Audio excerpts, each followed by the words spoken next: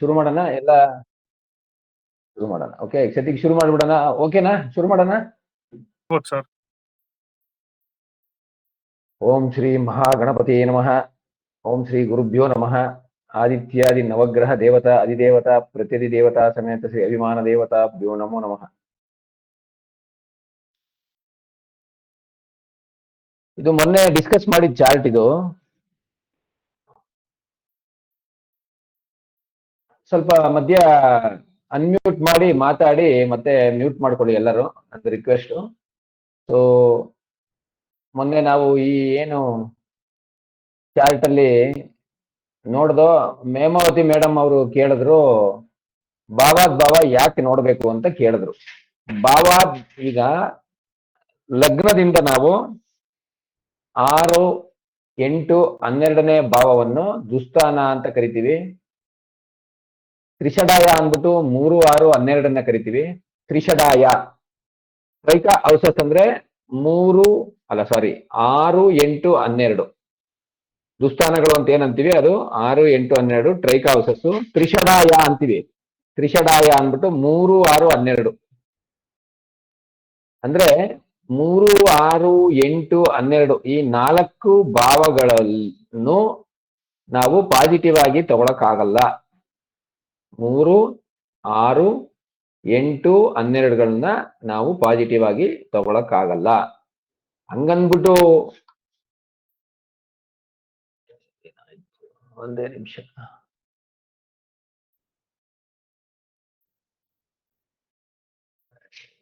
Do not sleep ಬೇರೆ ಕೊಡಬೇಕು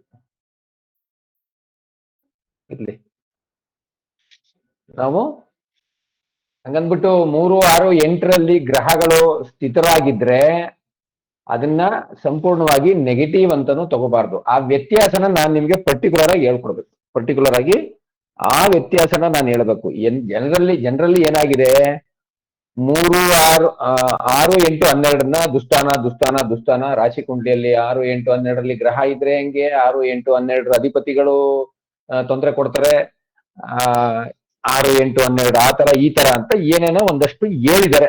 ಅದರಲ್ಲಿ ಎಷ್ಟನ್ನ ನಾವು ಕರಾರುವಕ್ಕಾಗಿ ತಗೋಬೇಕು, ಯಾವ ರೀತಿ ತಗೋಬೇಕು ಅಂತ ಅವ್ರು ಹೇಳಿರೋದು, ಅವರು ಎಲಿಮೆಂಟ್ರಿ ರೀತಿಯಾಗಿ ಹೇಳ್ಬಿಟ್ಟಿದ್ದಾರೆ. ಕೆಲವರೆಲ್ಲ ಹೇಳಿದ್ದಾರೆ, ನಾವು ಅದನ್ನ ತಪ್ಪು ಅಂತ ಹೇಳಕ್ಕಾಗಲ್ಲ. ಆದ್ರೆ ಆ ಕ್ಲಾರಿಟಿ ಕೊಡದೇನೆ ನಮ್ಮ ಈ scientific Hindu institute of Vedic advance astrology ಕ್ಲಾಸಿನ ಒಂದು ಧ್ಯೇಯ, ಆಬ್ಜೆಕ್ಟಿವ್. ಎಲ್ಲಿ ನಾವು ವ್ಯತ್ಯಾಸ ಕಂಡುಹಿಡ್ಕೋಬೇಕು ಅಂತ. ಮಧ್ಯ ಯಾರಿಗಾದ್ರೂ ಸರಿ ಕೇಳ್ತಿಲ್ಲ, ಇಲ್ಲ ಡೌಟ್ ಇದೆ, ಇಲ್ಲ ಇನ್ನೊಂದಿದೆ ಮತ್ತೊಂದಿದೆ ಅಂದ್ರೆ ದಯಮಾಡಿ ನನಗೆ ಇದೊಂಚೂರು ಸ್ಕ್ರೀನ್ ಇದು ಮಾಡ್ತೀನಿ. What you call that, not sleep second.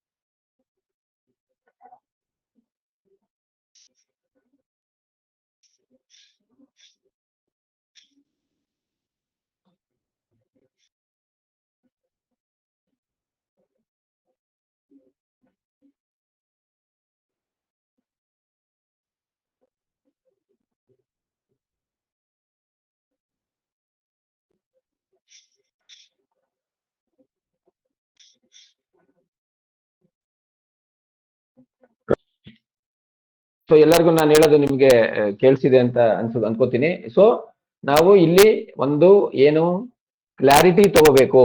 ಏನ್ ಕ್ಲಾರಿಟಿ ತಗೋಬೇಕು, ಯಾವ ರೀತಿ ನಾವು ಹೇಮಾವತಿ ಮೇಡಮ್ ಅವತ್ತು ಏನ್ ಕೇಳಿದ್ರಿ ಒಂದ್ಸರಿ ರಿಪೀಟ್ ಮಾಡಿ ಸರ್. ಭಾವಾದ್ ಭಾವ ತಗೊಳ್ಳುವ ಉದ್ದೇಶ ಏನು ಅಂತ ಕೇಳಿದ್ದೆ. ಈಗ ಮೇಡಮ್ ಕೇಳಿದರೆ, ಬಟ್ ಎಲ್ಲರೂ ಕೇಳಿಸ್ಕೊಳ್ಳಿ. ಈಗ ಭಾವಾದ್ ಭಾವ ಅಂತ ಅದನ್ನ ಸೆಪರೇಟ್ ಆಗಿ ನೋಡ್ಬಾರ್ದು. ಭಾವಾದ್ ಭಾವ ಅಂತ ಅದನ್ನ ಸೆಪರೇಟ್ ಆಗಿ ನೋಡ್ಬೇಡಿ. ಯಾಕೆ ಅಂತಂದ್ರೆ, ಈಗ ನಾವು ಲಗ್ನ ಭಾವ ತನುಭಾವ ಅಂದ್ರೆ ಸೆಲ್ಫ್, ನಾವು ವೈಯಕ್ತಿಕ, ಆ ವ್ಯಕ್ತಿತ್ವ, ಆ ವ್ಯಕ್ತಿಗೆ ಸಂಬಂಧಪಟ್ಟಿದ್ದು ತನುಭಾವ ಲಗ್ನ. ಲಗ್ನಾಧಿಪತಿ. ಇದೆಲ್ಲ ಯಾವ ರೀತಿ ಇದೆ ಜಾತಕದಲ್ಲಿ ಅದನ್ನೇ ನಾನು ನಿಮಗೆ ಅವತ್ತಿಂದನೂ ಅದನ್ನೇ ಹೇಳಕ್ಕೇನೆ ನಾವು ಈ ಒಂದು ಇದರಲ್ಲಿ ಶುರು ಮಾಡಿದೀವಿ. ಮುಖ್ಯವಾಗಿ ಲಗ್ನ ತಗೊಂಡು ನಾವು ಅವತ್ತು ಮಾತಾಡಿದೀವಿ. ಸೊ ಲಗ್ನಕ್ಕೆ ಮಾತ್ರ 6, 8, 12 ಅಂತ ತಗೊಳ್ಳೋದಲ್ಲ, ಪ್ರತಿಯೊಂದು ಭಾವಕ್ಕೂ 6, 8, 12 ತಗೋಬೇಕು. ಪ್ರತಿಯೊಂದು ಭಾವಕ್ಕೂ ನಮ್ಮ KP ಸಿಸ್ಟಮ್ ಇದೆಯಲ್ಲ, ಕೃಷ್ಣಮೂರ್ತಿ ಪದ್ಧತಿ ಸಿಸ್ಟಮ್ ಅಲ್ಲಿ, ಅದರಲ್ಲಿ ಇವೆಲ್ಲ ಕೆಲವೆಲ್ಲ ಪಾಯಿಂಟ್ಸ್ ನ ಬರ್ಕೋಬೇಕು. ಈ ಕೃಷ್ಣಮೂರ್ತಿ ಪದ್ಧತಿ ಸಿಸ್ಟಮ್ ಅಲ್ಲಿ ಈ ಭಾವನ್ನ ಬಹಳ ಮ್ಯಾಕ್ಸಿಮಮ್ ಉಪಯೋಗಿಸ್ತಾರೆ. KP ಸಿಸ್ಟಮ್ ನ ನಿಧಾನಕ್ಕೆ ನಾನು ನಿಮ್ಗೆ ಇಂಟ್ರೊಡ್ಯೂಸ್ ಮಾಡ್ತೀನಿ. ಭಾವನ ಬಹಳ ಉಪಯೋಗಿಸ್ತಾರೆ. ಅದರಲ್ಲಿ ಮುಖ್ಯವಾಗಿ ಯಾವ ಭಾವ ತನ್ನ ಭಾವದಿಂದ, 1ನೇ ಭಾವ ಇರ್ಬೋದು, 2ನೇ ಭಾವ ಇರ್ಬೋದು, ದ್ವಾದಶ ಭಾವಗಳು ಆ ಭಾವದಿಂದ 3, 6, 8, 12ಕ್ಕೆ ಹೋದ್ರೆ ಅವಾಗ ಅವು ಫಲ ಬೇರೆ ರೀತಿ ಕೊಡ್ತವೆ ಅಂತ. ಫಲ ಬಂದು ನಿಮಗೆ ಶುಭವಾಗಿರಲ್ಲ, ಫಲಗಳು ಶುಭವಾಗಿರಲ್ಲ. ಅದಕ್ಕೋಸ್ಕರ ನೀವು ಭಾವದ ಪ್ರಾಮುಖ್ಯತೆ ಅಷ್ಟಿದೆ. ಪರ್ಟಿಕ್ಯುಲರ್ಲಿ ರಾಶಿ ಕುಂಡಲಿಯಲ್ಲಿ ಭಾವವನ್ನ ಪ್ರಥಮವಾಗಿ ನೋಡ್ಬೇಕು. ಹಾಗೆ ವರ್ಗ ಕುಂಡಲಿಗಳಲ್ಲೂ ನೀವು ಭಾವವನ್ನ ನೋಡ್ಬೇಕು. ವರ್ಗ ಕುಂಡಲಿಗಳಲ್ಲೂ ಭಾವ ನೋಡ್ಬೇಕು. ರಾಶಿ, ನವಾಂಶ, ದ್ರೇಕಾಣ 16 ವರ್ಗ ಕುಂಡಲಿಗಳಲ್ಲೂ ನೋಡ್ಬೇಕು. ಸೊ ಈಗ ನಾವು ಅವತ್ತು ನೋಡಿದಾಗೆ ಲಗ್ನಾಧಿಪತಿ 9ನೇ ಭಾವಕ್ಕೆ ಹೋಗಿದೆ. ಈಗ ಭಾವಕುಂಡಲಿಯನ್ನ ನೋಡೋಣ. ಇಲ್ಲೇ ನಾವು ಭಾವಕುಂಡಲಿಗೆ ಬರ್ತೀನಿ. ಈಗ ಭಾವಕುಂಡಲಿಯಲ್ಲೂ ಸೇಮ್ ಕಂಡೀಷನ್ ಇದೆ ಅಲ್ವಾ? ಭಾವಕುಂಡಲಿಯಲ್ಲೂ ಏನ್ ವ್ಯತ್ಯಾಸ ಇದೆ? ಭಾವಕುಂಡಲಿಯಲ್ಲಿ ಏನ್ ವ್ಯತ್ಯಾಸ ಆಗಿದೆ ನನ್ನ ಇನ್ನೊಂದ್ಸರಿ ಚೆಕ್ ಮಾಡ್ಕೊಳ್ಳೋಣ. ಏನು ವ್ಯತ್ಯಾಸ ಇಲ್ಲ ಭಾವಕುಂಡಲಿ. ಹಾಗೆ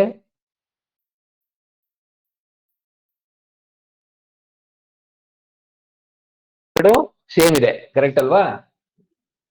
ಎವ್ರಿಥಿಂಗ್ ಸೇಮ್. ಸೊ ನಾವು ಹಂಗಿದ್ರೆ ರಾಶಿ ಕುಂಡಲಿ ನೋಡೋಣ. ಸುಮಾರು ಜಾತಕಗಳಲ್ಲಿ ಭಾವಕುಂಡಲಿಯಲ್ಲಿ ಏನಾಗುತ್ತೆ, ಗ್ರಹಗಳ ಇದು ಸ್ಥಿತ ಭಾವ ಚೇಂಜ್ ಆಗುತ್ತೆ. ಅಂದ್ರೆ ಮುಂದಕ್ಕಾದ್ರೂ ಹೋಗ್ಬೋದು, ಹಿಂದಕ್ಕಾದ್ರೂ ಹೋಗ್ಬೋದು. ಅದು ಲಗ್ನ ಸ್ಫುಟದ ಮೇಲೆ, ಅಂದ್ರೆ ಭಾವ ಮಧ್ಯಗಳ ಮೇಲೆ, ಭಾವ ಮಧ್ಯ ಅಂದ್ರೆ ಇಂಗ್ಲಿಷ್ ಅಲ್ಲಿ ಕಸ್ಪ್ ಅಂತ ಹೇಳ್ತೀವಿ. ಭಾವ ಮಧ್ಯದ ಮೇಲೆ ಅದು ವ್ಯತ್ಯಾಸ ಉಂಟಾಗುತ್ತೆ. ಈಗ ಅವತ್ತು ಹೇಳಿದ್ನ ನಾನು ಇನ್ನೊಂದ್ಸರಿ ಈ ಏನು ಭಾವನ ಒಂದ್ಸರಿ ಹೇಳ್ಬಿಟ್ಟು ನಾನು ಮುಂದುವರಿತೀನಿ. ಈಗ ಲಗ್ನಾಧಿಪತಿ ಅಲ್ಲಿಂದ 9ಕ್ಕೆ ಹೋಗಿದೆ. ಲಗ್ನಾಧಿಪತಿ ಯಾರು? ಸೂರ್ಯ. ಅಲ್ಲಿಂದ 9ಕ್ಕೆ ಹೋಗಿದೆ. ದ್ವಿತೀಯಾಧಿಪತಿ ಬುಧ ಅಲ್ಲಿಂದ 9ಕ್ಕೆ ಹೋಗಿದೆ. ತೃತೀಯಾಧಿಪತಿ ಶುಕ್ರ ಅಲ್ಲಿಂದ 7ಕ್ಕೆ ಹೋಗಿದೆ. ಅಂದ್ರೆ ಲಗ್ನಾಧಿಪತಿ ತ್ರಿಕೋಣಕ್ಕೆ ಹೋಗಿದೆ, ದ್ವಿತೀಯಾಧಿಪತಿ ಬುಧ ತ್ರಿಕೋಣಕ್ಕೆ ಹೋಗಿದೆ, ತೃತೀಯಾಧಿಪತಿ ಶುಕ್ರ ಕೇಂದ್ರಕ್ಕೆ ಹೋಗಿದೆ, 7 ಅಂದ್ರೆ ಕೇಂದ್ರ. ಚತುರ್ಥಾಧಿಪತಿ ಮಂಗಳ ಅಲ್ಲಿಂದ 9ಕ್ಕೆ ಹೋಗಿದೆ, ತ್ರಿಕೋಣಕ್ಕೆ ಹೋಗಿದೆ.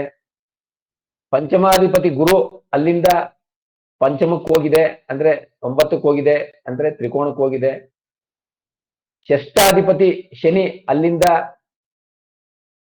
7ನೇ ಭಾವಕ್ಕೆ ಹೋಗಿದೆ, ಅಂದ್ರೆ ಅಲ್ಲಿಂದ 7ಕ್ಕೆ, ಅದು ಕೇಂದ್ರಕ್ಕೆ ಹೋಗಿದೆ. ಸಪ್ತಮಾಧಿಪತಿ ಶನಿ, 6ನೇ ಅಧಿಪತಿನೂ ಶನಿ, 7ನೇ ಅಧಿಪತಿ ಶನಿ, 6ನೇ ಅಧಿಪತಿ ಅಲ್ಲಿಂದ ಕೇಂದ್ರಕ್ಕೆ ಹೋಗಿದೆ. ಆದ್ರೆ 7ನೇ ಅಧಿಪತಿ ಅಲ್ಲಿಂದ 6ನೇ ಭಾವಕ್ಕೆ ಹೋಗಿದೆ. ನೆಕ್ಸ್ಟ್ ಅಷ್ಟಮಾಧಿಪತಿ ಗುರು ಅಲ್ಲಿಂದ 2ನೇ ಭಾವಕ್ಕೆ ಹೋಗಿದೆ, ಅಲ್ಲಿಂದ. ಮತ್ತೆ ನವಮಾಧಿಪತಿ ಮಂಗಳ ಅಲ್ಲಿಂದ 4ನೇ ಭಾವಕ್ಕೆ ಹೋಗಿದೆ. ದಶಮಾಧಿಪತಿ ಶುಕ್ರ ಅಲ್ಲಿಂದ 12ಕ್ಕೆ ಹೋಗಿದೆ, ಅಲ್ಲಿಂದ ವ್ಯಯ ಭಾವಕ್ಕೆ ಹೋಗಿದೆ ದಶಮಾಧಿಪತಿ. ಹಾಗೆ ಲಾಭಾಧಿಪತಿ ಬುಧ ಅಲ್ಲಿಂದ 12ಕ್ಕೆ ಹೋಗಿದೆ. ವ್ಯಯಾಧಿಪತಿ ಚಂದ್ರ ಅಲ್ಲೇ ಇದೆ, ಅಂದ್ರೆ ಕೇಂದ್ರದಲ್ಲೇ ಇದೆ. ಸೊ ಈಗ ನೀವು ಆಲ್ರೆಡಿ ನೋಟ್ ಮಾಡ್ಕೊಂಡಿದ್ರೆ ಈಗ ಇನ್ನೊಂದ್ಸರಿ ಅದನ್ನ ನೀವು ಇಲ್ಲಿ ಇದು ಮಾಡ್ಬೋದು. ಏನು? ಸಪ್ತಮಾಧಿಪತಿ, ದಶಮಾಧಿಪತಿ ಹಾಗೂ ಲಾಭಾಧಿಪತಿಗಳು ಅವರು ತಮ್ಮ ಭಾವದಿಂದ ಅಲ್ಲಿಂದ ದುಸ್ಥಾನಕ್ಕೆ ಹೋಗಿದ್ದಾರೆ. ಕರೆಕ್ಟಾ? ಇದು ಒಂದು. ಎರಡನೇದು, ನಾವು ಇಲ್ಲಿಂದ ಭಾವ ಮಧ್ಯ ಬಲ ನೋಡೋಣ. ಈಗ ಭಾವ ಮಧ್ಯ ಬಲ ನಮ್ಮ ಈ ಆಪ್ ಅಲ್ಲಿ ತುಂಬಾ ಚೆನ್ನಾಗಿ ತೋರಿಸ್ತಾರೆ. ಅದಕ್ಕಿಂತ ಮುಂಚೆ ಇದನ್ನೊಂದನ್ನು ಗುರುತಾಕೊಳ್ಳಿ, ನಾ ಇದನ್ನ ಆಮೇಲೆ ಮಾತಾಡ್ತೀನಿ. ಲಗ್ನ ಒಂದು ಮಕಾ ನಕ್ಷತ್ರ 4ನೇ ಪಾದದಲ್ಲಿದೆ. ರವಿ ಭರಣಿ ನಕ್ಷತ್ರ 4ನೇ ಪಾದದಲ್ಲಿದೆ, ಚಂದ್ರ ಆಶ್ಲೇಷ ನಕ್ಷತ್ರದ 3ನೇ ಪಾದದಲ್ಲಿದೆ, ಮಂಗಳ ಪುನರ್ವಸು ನಕ್ಷತ್ರ 4ನೇ ಪಾದದಲ್ಲಿದೆ. ಸೊ ಇಲ್ಲಿ ಮಂಗಳನ ಬರ್ಕೊಳ್ಳಿ, ಮಂಗಳ ಪುನರ್ವಸು ನಕ್ಷತ್ರ 4ನೇ ಪಾದ ಇರೋದ್ರಿಂದ 2 ವಿಚಾರಗಳು ಇಲ್ಲಿ ಬರ್ಕೋಬೇಕು ನೀವು. ಮಂಗಳನಿಗೆ ಮಂಗಳ ಪುಷ್ಕರಾಂಶದಲ್ಲಿದೆ ಹಾಗೂ ವರ್ಗೋತ್ತಮವಾಗಿದೆ. ಮಂಗಳ ಪುಷ್ಕರಾಂಶ ಮತ್ತು ವರ್ಗೋತ್ತಮ. ಅಲ್ಲಿಂದ ಬಂದ್ರೆ ಬುಧ ರೋಹಿಣಿ ನಕ್ಷತ್ರ 1ನೇ ಪಾದ, ಗುರು ಭರಣಿ ನಕ್ಷತ್ರ 1ನೇ ಪಾದ, ಶುಕ್ರ ಅಶ್ವಿನಿ ನಕ್ಷತ್ರ 4ನೇ ಪಾದ, ಶನಿ ಪುಷ್ಯ ನಕ್ಷತ್ರ 1ನೇ ಪಾದ, ರಾಹು ಬಂದು ಸ್ವಾತಿ ನಕ್ಷತ್ರದ 4ನೇ ಪಾದ. ಈಗ ಮತ್ತೊಮ್ಮೆ ನೀವು ಬರ್ಕೋಬೇಕು, ರಾಹು ಬಂದು ಪುಷ್ಕರಾಂಶದಲ್ಲಿದೆ, ಸ್ವಾತಿ ನಕ್ಷತ್ರದ 4ನೇ ಪಾದ ಪುಷ್ಕರಾಂಶ ಆಗುತ್ತೆ, ಆದ್ರೆ ವರ್ಗೋತ್ತಮ ಅಲ್ಲ. ಬಟ್ ರಾಹು ಬಂದು ಪುಷ್ಕರಾಂಶದಲ್ಲಿದೆ. ಅಲ್ಲಿಂದ ಬಂದ್ರೆ ಕೇತು ಭರಣಿ ನಕ್ಷತ್ರದ 2ನೇ ಪಾದದಲ್ಲಿದೆ. ಇನ್ನು ಮಾಂದಿ ಆಮೇಲೆ ನೋಡೋಣ, ಬಟ್ ಸದ್ಯಕ್ಕೆ ಮಾಂದಿ ಮೃಗಶಿರ ನಕ್ಷತ್ರ 2ನೇ ಪಾದದಲ್ಲಿದೆ. ಅಲ್ಲಿಂದ ಬಂದ್ರೆ ನಿಮಗೆ ಲಗ್ನ ಯಾವಾಗ್ಲೂ ಕಸ್ ಸ್ಟ್ರೆಂತ್ ಅಂತ ಮೇಲ್ ಕೊಟ್ಟಿದೆ ಇಂಗ್ಲಿಷ್ ಅಲ್ಲಿ, ಅಂದ್ರೆ ಭಾವ ಮಧ್ಯ ಅಂತ. ಅದು ಲಗ್ನ ಭಾವ ಮಧ್ಯ ಏನು 100% ಅಂತ ನಾವು ತೋರಿಸ್ತೀವಿ. ಸೂರ್ಯ ಅಲ್ಲಿ 177.74 ಅಂತ ಇದ್ರೆ 200ರಿಂದ ಕಳಿಬೇಕು. ಅದು 177% ಅಲ್ಲ, ಯಾಕೆಂದ್ರೆ ಈ ಆಪ್ ಅಲ್ಲಿ ಸ್ವಲ್ಪ ಕ್ಯಾಲ್ಕುಲೇಷನ್ ಹಾಕ್ಬೇಕಾದ್ರೆ ಸ್ವಲ್ಪ ಈ ರೀತಿ ಕ್ಯಾಲ್ಕುಲೇಷನ್ ವ್ಯತ್ಯಾಸಗಳು ಬರ್ತವೆ. ನೀವು ಇಲ್ಲಿ ಒಂದು ರಿಕ್ವೆಸ್ಟ್ ನಂದೇನಂದ್ರೆ, ಯಾವ ಭಾವ ಮಧ್ಯ ಬಲ ಸ್ಟ್ರೆಂತ್ 100ಕ್ಕಿಂತ ಜಾಸ್ತಿ ತೋರಿಸುತ್ತೆ ಅದನ್ನ 200ರಿಂದ ಕಳಿಬೇಕು. ಅವಾಗ ಮಿಕ್ಕಿದ್ದೇನಿದೆ, ಈಗ 177.74 ಮೈನಸ್ 200 ಅಂದ್ರೆ ಅದು 23% ಅಷ್ಟೇ ಬರ್ತದೆ. 200 ಮೈನಸ್ 177.74 ಅಂದ್ರೆ ಅದು 22.26%. ಸೂರ್ಯ 22.26%. ಚಂದ್ರ ಅದು ಕಡಿಮೆ 5.44% ಇದೆ. ಅಂದ್ರೆ 100ಕ್ಕೆ ಎಷ್ಟು ಅಂತ ಇದು, 100ಕ್ಕೆ ಎಷ್ಟು ಅಂತ ಇದು. ಮಂಗಳ ಪರವಾಗಿಲ್ಲ 35.49, ಬುಧ 86.97, ಗುರುನು ಪರವಾಗಿಲ್ಲ, ಗುರು 67.8% ಇದೆ. ಗುರು 67.8%, 132.2 ಕಳೆದ್ರೆ 67.8% ಗುರು ಇದೆ. ಶುಕ್ರನು ಜಾಸ್ತಿ ಇದೆ, ಶುಕ್ರನು 200 ಮೈನಸ್ 104. ಇದನ್ನೆಲ್ಲ ನೀವು ಜಾತಕ ವಿಶ್ಲೇಷಣೆಯಲ್ಲಿ ಗಮನಿಸಬೇಕು. ಇದು 95.77% ಇದೆ. ಶನಿ 52.61, ರಾಹು 50.94, ಕೇತು ಅದು 50.94. ಯಾಕೆಂದ್ರೆ 200ರಿಂದ ಕಳೆದ್ರೆ 200 ಮೈನಸ್, ಇದೊಂದು ಎಕ್ಸಾಂಪಲ್ ನೋಡಿ ನಿಮ್ಗೆ, 149.06 ಅಂದ್ರೆ 50.94. ರಾಹು ಕೇತುಗಳು ಸೇಮ್ ಇರ್ತದೆ, ಯಾಕೆಂದ್ರೆ ಲ್ಯಾಂಡಿಟ್ಯೂಡ್ ಸೇಮ್ ಇರೋದ್ರಿಂದ. ಸೊ ಇಲ್ಲಿ ನಾವು ಏನನ್ನ ಗಮನಿಸ್ಬೇಕಂದ್ರೆ, ಇಲ್ಲಿ ಬಹಳ ಕನಿಷ್ಠವಾಗಿರೋದು ಚಂದ್ರ. ಚಂದ್ರ ಏನಾಗಿದೆ, ಭಾವ ಮಧ್ಯ ಬಲ ಚಂದ್ರನಿಗೆ ಕಡಿಮೆ ಇದೆ. ಇದನ್ನ ಇನ್ನೊಂದು ಇಂಪಾರ್ಟೆಂಟ್ ಪ್ಯಾರಾಮೀಟರ್. ಭಾವ ಆದ್ಮೇಲೆ ಈ ಒಂದು ಪ್ಯಾರಾಮೀಟರ್ ಗಮನದಲ್ಲಿ ಇಟ್ಕೋಬೇಕು. ಪ್ಯಾರಾಮೀಟರ್ ಒಂದೊಂದೇ ನೀವು ರೆಕಾರ್ಡ್ ಮಾಡ್ಕೋಬೇಕು. ನೀವು ಮೆಂಟಲಿ ಆದ್ರೂ ನೀವು ಲೆಕ್ಕಾಚಾರ ಹಾಕಿ, ಇಲ್ಲ ಈ ರೀತಿ ವಿಂಗಡಿಸಿ ಏನು ಬರ್ಕೊಂಡು ಸೆಪರೇಟ್ ಆಗಿ ಹೋಗ್ಬೇಕು, ಆಯ್ತಾ. ಈಗ ಭಾವ ಮಧ್ಯ ಬಲ ಅಲ್ಲಿ ಕಡಿಮೆ ಅಂತ ಒಂದಾಯ್ತು. ಅಲ್ಲಿಂದ ಮುಂದೆ ಬಂದ್ರೆ ಪುಷ್ಕರ ಭಾಗ ಬೇಡ, ಇದರಲ್ಲಿ ಪಾರಿಜಾತ ಪ್ರಕಾರ ಪುಷ್ಕರ ಭಾಗ ಇದೆ. ಇದು ಫ್ರಮ್ ಮೃತ್ಯು ಭಾಗ ಅಂತಿದೆ. ಫ್ರಮ್ ಮೃತ್ಯು ಭಾಗ ಅಂತ ಇದ್ರೆ ಅಲ್ಲಿ ಯಾವ್ದಾದ್ರೂ 0 ಡಿಗ್ರಿ ಇದೆಯಾ? ಯಾವ್ದು 0 ಡಿಗ್ರಿ ಇಲ್ಲ. ನಿಮಗೆ ಸ್ಕ್ರೀನ್ ಅಲ್ಲಿ ಕಾಣ್ತಿರ್ಬೇಕು. ಫ್ರಮ್ ಮೃತ್ಯು ಭಾಗ ಅಂದ್ರೆ 0 ಡಿಗ್ರಿ ಪುಷ್ಕರ ಭಾಗದಲ್ಲೂ ಅಷ್ಟೇ, ಮೃತ್ಯು ಭಾಗದಲ್ಲೂ ಅಷ್ಟೇ. 0 ಡಿಗ್ರಿ ಪ್ಲಸ್ ಮಿನಿಟ್ಸ್ ಗಳಿದ್ರೆ ಅದು ಪುಷ್ಕರ ಭಾಗಕ್ಕೆ ಹತ್ರದಲ್ಲಿದೆ ಅಂತ. ಮೃತ್ಯು ಭಾಗದಲ್ಲೂ ಅಷ್ಟೇ 0 ಡಿಗ್ರಿ ಸಮಥಿಂಗ್ ಇದ್ರೆ ಅದು ಮೃತ್ಯು ಭಾಗಕ್ಕೆ ಹತ್ರದಲ್ಲಿದೆ ಅಂದ್ರೆ ಪ್ಲಸ್ ಆರ್ ಮೈನಸ್ 1 ಡಿಗ್ರಿ. ಅಂದ್ರೆ ಈ ಕಡೆ ಮುಂದೆ ನಾರು ಇರ್ಬೋದು, ಹಿಂದೆ ನಾರು ಇರ್ಬೋದು. ಈಗ ಮೃತ್ಯು ಭಾಗ, ಈಗ ಫಾರ್ ಎಕ್ಸಾಂಪಲ್ ಇಲ್ಲಿ ಚಂದ್ರ 2 ಡಿಗ್ರಿ 50 ನಿಮಿಷ 54 ಸೆಕೆಂಡ್ ಅಂತಿದೆ. ಅಂದ್ರೆ ಚಂದ್ರನಿಗೆ ನೋಡಿ ಇಲ್ಲಿ ಡಿಗ್ರಿ ನೋಡಿದ್ರೆ 24 ಡಿಗ್ರಿ 50 ನಿಮಿಷ 54 ಸೆಕೆಂಡ್ ಅಂತ ಇದೆ. ಅಂದ್ರೆ ಇಲ್ಲಿ 22 ಡಿಗ್ರಿಯಲ್ಲಿ ಚಂದ್ರ ಇದ್ರೆ ಮೃತ್ಯು ಭಾಗದಲ್ಲಿದೆ ಅಂತ. ಅಂದ್ರೆ 21 ಡಿಗ್ರಿಯಿಂದ 23 ಡಿಗ್ರಿವರೆಗೆ. ಅಂದ್ರೆ ಚಂದ್ರನಿಗೆ ಮೃತ್ಯು ಭಾಗ, ಕಟಕ ರಾಶಿಯಲ್ಲಿ ಮೃತ್ಯು ಭಾಗ ಹೇಳ್ತೀನಿ, ಕಟಕ ರಾಶಿಯಲ್ಲಿ 22ನೇ ಡಿಗ್ರಿ ಮೃತ್ಯು ಭಾಗ ಸೆಂಟರ್ ಅಂದ್ರೆ ಮೃತ್ಯು ಭಾಗದ ಮಧ್ಯ 22ನೇ ಡಿಗ್ರಿ ಅಂದ್ರೆ 21 ಡಿಗ್ರಿಯಿಂದ ಸ್ಟಾರ್ಟ್ ಆದ್ರೆ 22 ಡಿಗ್ರಿ ಮಧ್ಯ ಆಗುತ್ತೆ 23 ಡಿಗ್ರಿ ವರೆಗೆ ಇರ್ತದೆ. ಅಂದ್ರೆ ಮೃತ್ಯು ಭಾಗ ಯಾವಾಗಲೂ 1 ಡಿಗ್ರಿ ಈ ಕಡೆ ಆ ಕಡೆ, 1 ಡಿಗ್ರಿ ಈ ಕಡೆ ಆ ಕಡೆ. ಕೆಲವು ಬುಕ್ಕಲ್ಲಿ ಅರ್ಧ ಡಿಗ್ರಿ ಅಂತಾರೆ. ಈಗ ನಾವು ಸದ್ಯಕ್ಕೆ 1 ಡಿಗ್ರಿ ಅಂತ ತಗೊಳ್ಳೋಣ. ನೋಡಿ 24 ಡಿಗ್ರಿ 50 ನಿಮಿಷ 54 ಸೆಕೆಂಡ್ ಅಲ್ಲಿ 2 ಡಿಗ್ರಿ 50 ನಿಮಿಷ 54 ಸೆಕೆಂಡ್ ಕಳೆದ್ರೆ ಆಟೋಮೆಟಿಕಲಿ ಅದು 22 ಡಿಗ್ರಿನೇ ಬರ್ತದೆ. ಕಲಿಬೇಕು ಇಲ್ಲ ಕೂಡಬೇಕು, ಅದು ಹೇಳ್ತೀನಿ ಯಾವ ರೀತಿ ಅಂತ. ಸೊ ಇದು ಒಂದಾಯ್ತು. ಅಲ್ಲಿಂದ ಬಂದ್ರೆ ನಿಮಗೆ ವಿಶ್ಲೇಷಣೆಗೆ ಹೇಳ್ತಾ ಇರೋದು ನಾನು, ಜಾತಕ ವಿಶ್ಲೇಷಣೆ ನಾವು ಹೇಗೆ ಸ್ಟೆಪ್ ಬೈ ಸ್ಟೆಪ್ ಮಾಡ್ಕೊಂಡು ಹೋಗ್ಬೇಕು ಅಂತ. ಅಲ್ಲಿಂದ ಬಂದ್ರೆ ಹೇಳಿ ಹೇಳಿ ಹೇಳಿ ಪ್ರತಿಯೊಂದು ಗ್ರಹಕ್ಕೂ ಮೃತ್ಯು ಭಾಗ ಮೊದಲು ಎಷ್ಟೆಷ್ಟು ಡಿಗ್ರಿ ಇದೆ ನೋಡ್ಕೊಂಡು ಆಮೇಲೆ ಈ ಗ್ರಹಗಳಿಗೆ ಎಷ್ಟಿದೆ ಅಂತ ಪ್ಲಸ್ ಮೈನಸ್ ನೋಡ್ಕೋಬೇಕು. ನಿಮಗೆ ಮೃತ್ಯು ಭಾಗ ಗೊತ್ತಿಲ್ಲದೆ ಪರವಾಗಿಲ್ಲ. ನೀವು ಇಲ್ಲಿ ಏನು ಇದೆಯಲ್ಲ, ಇಲ್ಲಿ ಕಾಣ್ತಿದೆಯಲ್ಲ ಫ್ರಮ್ ಮೃತ್ಯು ಭಾಗ ಅಂತ ಇದೆಯಲ್ಲ, ಅಲ್ಲಿ ಯಾವ್ದಾದ್ರು ಗ್ರಹ 0 ಡಿಗ್ರಿ ಅಂತ ಕಂಡ್ರೆ ಆಟೋಮೆಟಿಕಲಿ ಲಗ್ನ ಇರ್ಬೋದು, ಸೂರ್ಯನಿಂದ ಕೇತುವರೆಗೆ ಯಾವುದೇ ಗ್ರಹ ಇರ್ಬೋದು, 0 ಡಿಗ್ರಿ ಅಂತ ಅಲ್ಲಿ ತೋರಿಸಿದ್ರೆ ಆ ಗ್ರಹ ಮೃತ್ಯು ಭಾಗದ 1 ಡಿಗ್ರಿ ಒಳಗಿದೆ ಅಂತ. ವಿತಿನ್ 1 ಡಿಗ್ರಿ ಈ ಕಡೆಗೆ. ಈಗ 22 ಡಿಗ್ರಿ ಅಂತ ಹೇಳಿದ್ನಲ್ಲ, ಚಂದ್ರನಿಗೆ 22 ಡಿಗ್ರಿ ಮೃತ್ಯು ಭಾಗ ಕಟಕ ರಾಶಿಯಲ್ಲಿ. ಇದು ರಾಶಿಗೆ ಏನು ಮೃತ್ಯು ಭಾಗ ಅನ್ನೋದು ಆ ರಾಶಿಗಳಲ್ಲಿ ಮೃತ್ಯು ಭಾಗ, ಆ ರಾಶಿಗಳಲ್ಲಿ ಪುಷ್ಕರ ಭಾಗ ಇರ್ತದೆ. ಫಾರ್ ಎಕ್ಸಾಂಪಲ್ ನಿಮಗೆ ಒಂದು ಜನರಲ್ ಆಗಿ ಒಂದು ಹೇಳ್ಕೊಡ್ತೀನಿ ನೋಡಿ, ಬೇಕಾದ್ರೆ ಬರ್ಕೊಂಬಿಡಿ. ಮೃತ್ಯು ಭಾಗನ ಯಾವ ರೀತಿ ಅನ್ನೋದು ಬರ್ಕೊಳ್ಳಿ, ಹೇಳ್ತೀನಿ. ನಂಬರ್ ಫಸ್ಟ್ ಜಲರಾಶಿ ಅಂತ ಬರ್ಕೊಳ್ಳಿ. ಜಲರಾಶಿಗೆ ಮುಂದೆ 7 ಡಿಗ್ರಿ ಅಂತ ಬರ್ಕೊಳ್ಳಿ. ಜಲರಾಶಿ ಮುಂದೆ 7 ಡಿಗ್ರಿ ಅಂತ ಬರ್ಕೊಳ್ಳಿ. ಜಲರಾಶಿ ಆದ್ಮೇಲೆ ಪೃಥ್ವಿ ತತ್ವ ರಾಶಿ. ಫಸ್ಟ್ ಜಲತತ್ವ ರಾಶಿ, ಅದಾದ್ಮೇಲೆ ಪೃಥ್ವಿ ತತ್ವ ರಾಶಿ. ಪೃಥ್ವಿ ತತ್ವ ರಾಶಿಗೆ 14 ಡಿಗ್ರಿ, 7 14, 7ಕ್ಕೆ ಡಬಲ್. ಈಸಿ, ನಿಮಗೆ ಜ್ಞಾಪಕ ಆಗ್ಲಿ ಅಂತ ಹೇಳ್ಕೊಡ್ತಾ ಇದ್ದೀನಿ. ಫಸ್ಟ್ ಜಲರಾಶಿಯಲ್ಲಿ 7 ಡಿಗ್ರಿ, ಇದು ನಾನು ಪುಷ್ಕರ ಭಾಗದ ಬಗ್ಗೆ ಹೇಳ್ತಿರೋದು. 7 ಡಿಗ್ರಿ. ಅಲ್ಲಿಂದ ನೆಕ್ಸ್ಟ್ ಪೃಥ್ವಿ ತತ್ವ ರಾಶಿ 14 ಡಿಗ್ರಿ.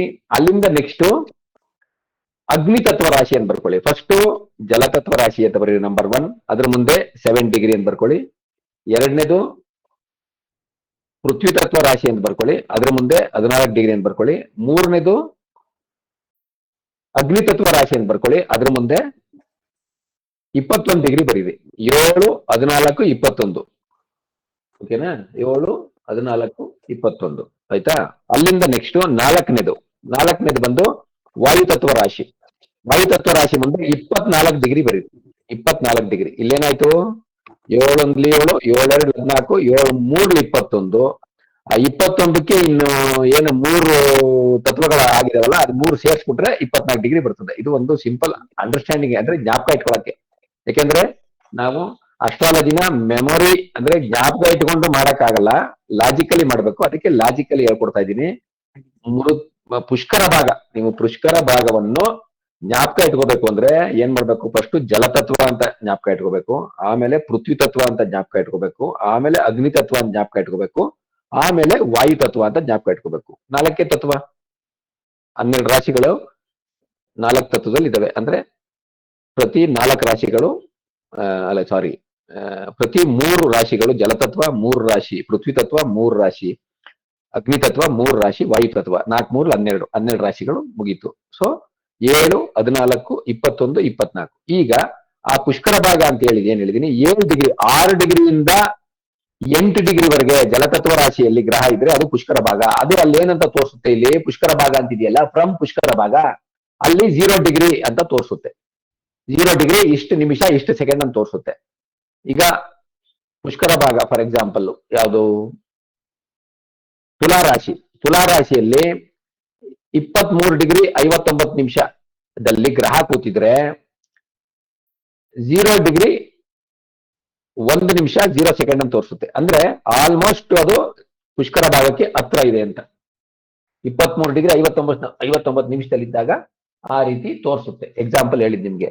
ಈವನ್ ಜಲತತ್ವ ರಾಶಿಯಲ್ಲಿ ಕಟಕ ರಾಶಿಯಲ್ಲಿ ಅಂದಾಗ 6 ಡಿಗ್ರಿ 30 ನಿಮಿಷ ಅಂದ್ರೆ ಅದು 30 ನಿಮಿಷಗಳು, ಅಂದ್ರೆ ಅರ್ಧ ಡಿಗ್ರಿ ಹತ್ರ ಅಷ್ಟು ಕ್ಲೋಸ್ ಆಗಿ ಪುಷ್ಕರ ಭಾಗಕ್ಕಿದೆ ಅಂತ.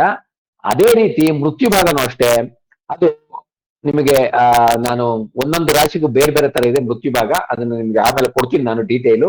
ಯಾಕೆಂದ್ರೆ ಈ ರೀತಿ ಈಸಿಯಾಗಿ, ಇದು ನಾನು ಹೇಳಿದ್ದು ಪುಷ್ಕರ ಭಾಗ ನಾಟ್ ಆಸ್ ಪರ್ ಜಾತಕ ಪಾರಿಜಾತ ಆರ್ ಆಸ್ ಪರ್ ಇದು ಚಿಂತಾಮಣಿ, ಜಾತಕ ಚಿಂತಾಮಣಿ. ಇದು ಬಂದು ಪುಷ್ಕರ ಭಾಗ from CS Patel, Chandulal S Patel ಅಂತ ಅವರು ನವಾಂಶ ಬುಕ್ ಇದೆ, ಅದ್ರ ಪ್ರಕಾರ ನಿಮ್ಗೆ ಹೇಳಿರೋದು, ಅದನ್ನ ನೀವು ಜ್ಞಾಪಕ ಇಟ್ಕೊಳ್ಳಿ. ಸೊ ನೆಕ್ಸ್ಟ್ ಅಲ್ಲಿಂದ ಬಂದ್ರೆ ಈಗ ಅದು ನಿಮಗೆ ಕ್ಲಿಯರ್ ಆಯ್ತು ಅನ್ಕೋತೀನಿ ಮೇಡಮ್. ನೆಕ್ಸ್ಟ್ ನಾವು ನವಾಂಶಕ್ಕೆ ಬರೋಣ. ನವಾಂಶಕ್ಕೆ ಬಂದ್ರೆ ಇಲ್ಲಿ ನವಾಂಶ ನಿಮಗೆ ಆಲ್ರೆಡಿ ಹೇಳ್ದಂಗೆ ಮಂಗಳ ವರ್ಗೋತ್ತಮ, ಅಶ್ವಿನಿ ನಕ್ಷತ್ರ 4ನೇ ಪಾದದಲ್ಲಿ ಶುಕ್ರ ಕೂತಿದ್ರೆ ಅದು ಕಟಕ ರಾಶಿಗೆ ಬಂದೇ ಬರ್ತದೆ. ಸೊ ಆ ಲೆಕ್ಕದಲ್ಲಿ ಈಗ ಇಲ್ಲಿ ಲಗ್ನದಿಂದ ಲಗ್ನ ಭಾವದಲ್ಲಿ ಮಂಗಳ ಶುಕ್ರ, ಈ ನವಾಂಶ ಲಗ್ನದಿಂದ ನಾವು ನೋಡ್ತಾ ಇದ್ದೀವಿ. 2ರಲ್ಲಿ ಶನಿ ಗುರು, 3ರಲ್ಲಿ ಕೇತು, 4ರಲ್ಲಿ ಯಾರು ಇಲ್ಲ, 5ರಲ್ಲಿ ಶನಿ, 6, 7, 8ರಲ್ಲಿ ಚಂದ್ರ.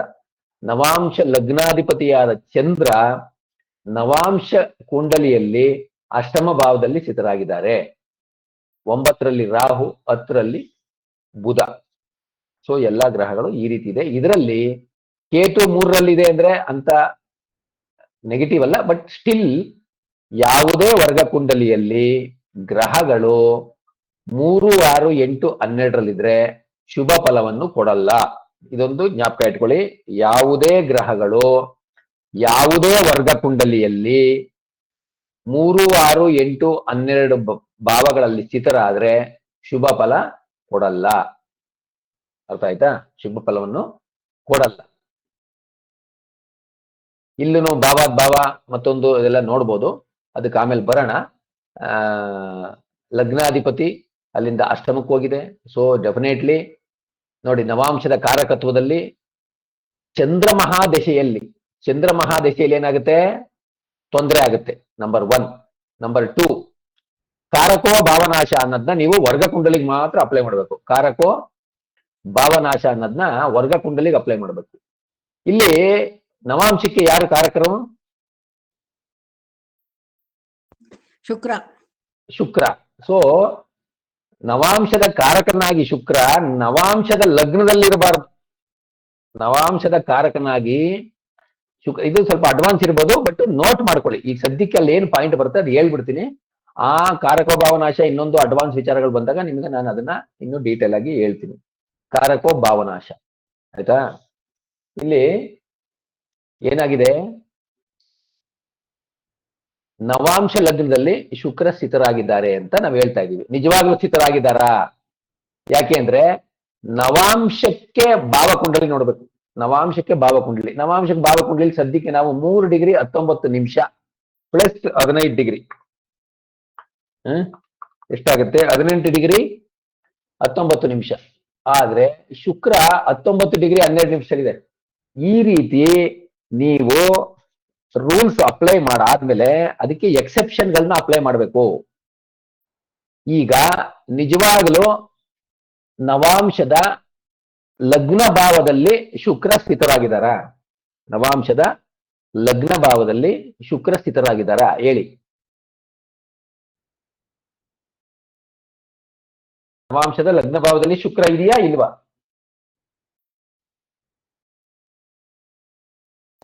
ಇದಾನೆ ಸರ್. ಇದರ ನಾನು ನವಾಂಶ ಕುಂಡಲಿ ಕೇಳ್ತಿಲ್ಲ, ನವಾಂಶಕ್ಕೆ ಭಾವಕುಂಡ್ಲಿ, ಮತ್ತೆ ನವಾಂಶಕ್ಕೆ ಭಾವಕುಂಡ್ಲಿ ಅಂತ ಹೇಳ್ತೀವಿ. ನವಾಂಶ ಭಾವಕುಂಡ್ಲಿ ಏನಾಗುತ್ತೆ? ನವಾಂಶದ ಲಗ್ನ ಎಷ್ಟಿದೆ ನೋಡಿ? 3 ಡಿಗ್ರಿ 19 ನಿಮಿಷ ಇದೆ. 3 ಡಿಗ್ರಿ 19 ನಿಮಿಷ ಹಿಂದಕ್ಕೆ 15 ಡಿಗ್ರಿ, ಮುಂದಕ್ಕೆ 15 ಡಿಗ್ರಿ ಬಂದು ನವಾಂಶದ ಲಗ್ನ ಭಾವ ಆಗುತ್ತೆ. ಏನಾಗುತ್ತದು? ನವಾಂಶದ ಲಗ್ನ ಭಾವ ಎಲ್ಲಿವರೆಗಿದೆ? ಕಟಕ ರಾಶಿಯ 18 ಡಿಗ್ರಿ 19 ನಿಮಿಷ 18 ಸೆಕೆಂಡ್ ವರೆಗೆ ಮಾತ್ರ ನವಾಂಶ ಇದೆ, ನವಾಂಶದ ಲಗ್ನ ಭಾವ ಇದೆ. ಕರೆಕ್ಟಾ ಇಲ್ವಾ? ನಾನು ಅಪ್ರಾಕ್ಸಿಮೇಟ್ ಆಗಿ ಹೇಳ್ತಿರೋದು, ಯಾಕೆಂದ್ರೆ ಇಲ್ಲಿ ಅನ್ಈಕ್ವಲ್ ಹೌಸಸ್ ಸಿಸ್ಟಮ್ ಅಂತ ಹೇಳ್ತೀವಿ. ಆ ಲೆಕ್ಕದಲ್ಲಿ ನಾವು 15 ಡಿಗ್ರಿಗಿಂತನೂ ದೊಡ್ಡದಿರ್ತದೆ. ಯಾಕೆಂದ್ರೆ ನಿಮ್ಗೆ ಆಲ್ರೆಡಿ ನಾನು ನಿಮಗೆ ಲಾಸ್ಟ್ ಕ್ಲಾಸ್ ಅಲ್ಲಿ, ಪ್ರೀವಿಯಸ್ ಕ್ಲಾಸ್ ಅಲ್ಲಿ ಹೇಳ್ಕೊಟ್ಟಿದ್ದೀನಿ ಯಾವ್ದು ದೀರ್ಘ ರಾಶಿಗಳು, ಯಾವ್ದು ಋಸ್ವ ರಾಶಿಗಳು. ಹಂಗ್ ನೋಡಿದ್ರೆ ಕಟಕ ರಾಶಿ ದೀರ್ಘ ರಾಶಿ, ಕರೆಕ್ಟಾ? ಕಟಕ, ಸಿಂಹ, ಕನ್ಯಾ, ತುಲಾ, ಕರೆಕ್ಟ್ ತಾನೆ? ಯಾವ್ಯಾವ್ದು ದೀರ್ಘ ರಾಶಿಗಳು? ಕಟಕ ರಾಶಿ ಮೀಡಿಯಂ ಬರ್ತದ ದೀರ್ಘ ರಾಶಿಗೆ ಬರುತ್ತಾ? ಜ್ಞಾಪಕ ಇಲ್ವಾ? ಬರ್ಕೊಂಡಿಲ್ವಾ? ಹ್ಮ್.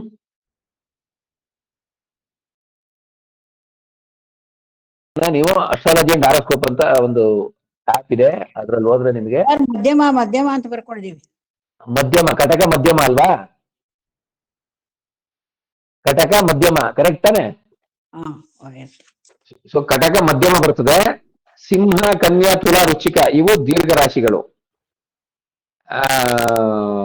ಆ ಕಡೆ ಆಪೋಸಿಟ್ ಮಕರ, ಕುಂಭ, ಇಲ್ಲ ಇದು ಏನು ಕುಂಭ, ಮೀನ, ಮೇಷ, ವೃಷಭ ಇವು ಋಷಭ ರಾಶಿಗಳು. Short ascension. Very good very good. ಅವು 4 ಯಾವುದು? ಕುಂಭದಿಂದ ವೃಷಭದವರೆಗೆ ಶಾರ್ಟು, ಸಿಂಹದಿಂದ ವೃಶ್ಚಿಕದವರೆಗೆ ಲಾಂಗ್. ಕರೆಕ್ಟಾ? ಇನ್ನು ಮಿಥುನ, ಕಟಕ, ಹಾಗೆ ಧನು, ಮಕರ ಮೀಡಿಯಂ ಸೆಷನ್. ಕರೆಕ್ಟಾ? ಹಾಗೆ ಲೆಕ್ಕ ತಗೊಂಡ್ರೆ ನೋಡಿ ಎಷ್ಟು ವಿಚಾರಗಳನ್ನ ನೀವು ಇಲ್ಲಿ ಬಹಳ ಮುಖ್ಯವಾಗಿ ಗಮನಿಸಬೇಕು. ಅಂದ್ರೆ ಶುಕ್ರ ಕರೆಕ್ಟ್ ಆಗಿ 19 ಡಿಗ್ರಿಲಿದೆ. 19 ಡಿಗ್ರಿ ಎಷ್ಟು ನಿಮಿಷದಲ್ಲಿದೆ? ಶುಕ್ರ 19 ಡಿಗ್ರಿ 12 ನಿಮಿಷದಲ್ಲಿದೆ. ಲಗ್ನ ಸ್ಫುಟ ಎಷ್ಟಿದೆ? ನವಾಂಶ ಲಗ್ನ ಸ್ಫುಟ 3 ಡಿಗ್ರಿ 19 ನಿಮಿಷ 18 ಸೆಕೆಂಡ್ ಇದೆ. ಅದಕ್ಕೆ 15 ಆಡ್ ಮಾಡಿದ್ರೆ 18 ಡಿಗ್ರಿ 19 ನಿಮಿಷ 18 ಸೆಕೆಂಡ್ ಬರ್ತದೆ. ಅಲ್ಲಿಗೆ ಶುಕ್ರ ಇನ್ನೂ 1 ಡಿಗ್ರಿ ಆಚೆಗೆ ಇದೆ ಅಂತ ಆಗುತ್ತೆ. ಅಕಸ್ಮಾತ್ ಏನಾದ್ರು ಕಟಕ ರಾಶಿ ದೀರ್ಘ ರಾಶಿ ಆಗಿರೋದ್ರಿಂದ ಕಟಕ ರಾಶಿ ಏನಾದ್ರು 30 ಡಿಗ್ರಿ ಮೇಲೆ, 30 ಡಿಗ್ರಿಗಿಂತ ಇನ್ನೂ ಅಗಲ ಇದೆ ಅಂದ್ರೆ ಏನು 31 ಡಿಗ್ರಿ ಅಂದ್ರೆ ಮತ್ತೆ ಇನ್ನೊಂದು ಅರ್ಧ ಡಿಗ್ರಿ ಹಾಕ್ಬೇಕು. 32 ಡಿಗ್ರಿಯಷ್ಟು ದೊಡ್ಡದಿರೋ ಚಾನ್ಸಸ್ ಬಹಳ ಕಡಿಮೆ. 32 ಡಿಗ್ರಿಯಷ್ಟು ದೊಡ್ಡದಿರೋ ಚಾನ್ಸಸ್ ಬಹಳ ಕಡಿಮೆ. ಹಾಗಾಗಿ ಇಲ್ಲಿ ಒಂದು ಮುಖ್ಯವಾದ ವಿಚಾರ ಗಮನಿಸಬೇಕು. ನವಾಂಶ ಲಗ್ನ ಭಾವದಲ್ಲಿ ಕಟಕ ರಾಶಿಯಲ್ಲಿ ಶುಕ್ರ ಇದೆ, ನೋ ಡೌಟ್.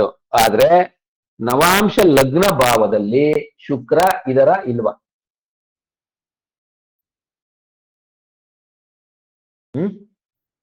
ಬರಲ್ಲ ಸರ್, ದ್ವಿತೀಯ ಭಾವಕ್ಕೆ ಹೋಗುತ್ತೆ. Very good. ಸೊ ಅದು ದ್ವಿತೀಯ ಭಾವದಲ್ಲಿ ಸ್ಥಿತರಾಗಿದೆ. ಇಲ್ಲಿ ಕಾರಕೋ ಭಾವನಾಶ ಏನು ಪ್ರಿನ್ಸಿಪಲ್ಸ್ ಇದೆ, ಏನು ರೂಲ್ಸ್ ಇದೆ, ಕಾರಕೋ ಭಾವನಾಶ ಇಲ್ಲಿ ಕಾಣುತ್ತೆ. ಆದ್ರೆ ನಿಜವಾಗ್ಲೂ ಕಾರಕೋ ಭಾವನಾಶ ಆಗಿಲ್ಲ. ಇಲ್ಲಿ ಕಾರಕೋ ಭಾವನಾಶ ಆಗಿದ್ರೆ ಖಂಡಿತವಾಗ್ಲು ಏನು ಈ ಚಂದ್ರ ಮಹಾದಶೆಯಲ್ಲಿ ಈಗ ಇವ್ರಿಗೆ ಯಾವ ದಶೆ ನಡೀತಾ ಇದೆ ನೋಡಿ. ಇಲ್ಲಿ ಇವ್ರದ್ದು ಯಾವ ನಕ್ಷತ್ರ? ಇವ್ರದ್ದು ಆಶ್ಲೇಷ ನಕ್ಷತ್ರ. ಆಶ್ಲೇಷ ನಕ್ಷತ್ರಕ್ಕೆ ಉಡುದಶ ಬುಧ ದಶೆ 24 ಡಿಗ್ರಿಯಲ್ಲಿದೆ. 24 ಡಿಗ್ರಿಯಲ್ಲಿ ಚಂದ್ರ ಇದೆ ಅಂದ್ರೆ ಎಷ್ಟು? 24 ನೋಡಿ ಇಲ್ಲಿ ಸುಮ್ನೆ ಹಂಗೆ ಲೆಕ್ಕ ಹಾಕ್ಬೇಕು. 24 ಡಿಗ್ರಿ 50 ನಿಮಿಷ ಅಂದ್ರೆ ಆಲ್ಮೋಸ್ಟ್ 25 ಡಿಗ್ರಿ ಅಂದ್ರೆ ಇನ್ನು 5 ಡಿಗ್ರಿ ಉಳಿದೈತೆ. 13 ಡಿಗ್ರಿ 20 ನಿಮಿಷಕ್ಕೆ 10 ವರ್ಷ ಬರ್ತದೆ ಚಂದ್ರದಶೆ. ಯಾಕೆ? ಚಂದ್ರದಶೆ ಅಲ್ಲ, ಸಾರಿ, ಬುಧ ದಶೆ 13 ಡಿಗ್ರಿ 20 ನಿಮಿಷಕ್ಕೆ 17 ವರ್ಷ ಬರ್ತದೆ. ಸೊ ಇದು 5 ಡಿಗ್ರಿ ಇದೆ ಅಂದ್ರೆ ಅರ್ಧಕ್ಕಿಂತಲೂ ಕಡಿಮೆ. ಒಂದು ಏನು 8 ವರ್ಷ, 8 ಚಿಲ್ಲರೆ ವರ್ಷಕ್ಕಿಂತಲೂ ಕಡಿಮೆ. 8 ಚಿಲ್ಲರೆ ವರ್ಷಕ್ಕಿಂತ ಕಡಿಮೆ ಅಂದ್ರೆ 5 ವರ್ಷ ಇರ್ಬೋದು ಅಪ್ರಾಕ್ಸಿಮೇಟ್ಲಿ. ಅದನ್ನ ದಶಾ ಎಷ್ಟಿದೆ ನೋಡ್ಬೋದು. ಉಡು ದಶಾ ಯಾವುದು? 1982ರವರೆಗೆ ಇವರಿಗೆ ಬುಧ ದಶೆ ಅಷ್ಟೇ. ಕರೆಕ್ಟಾ? ಮುಗಿದೋಗುತ್ತೆ. ಬುಧ ದಶೆ ಆದ್ಮೇಲೆ ಕೇತು ಮಹಾದಶೆ ಅಂದ್ರೆ ಇವರು ಏನು ಇವರು ಇದು ಜನನ 76ರಿಂದ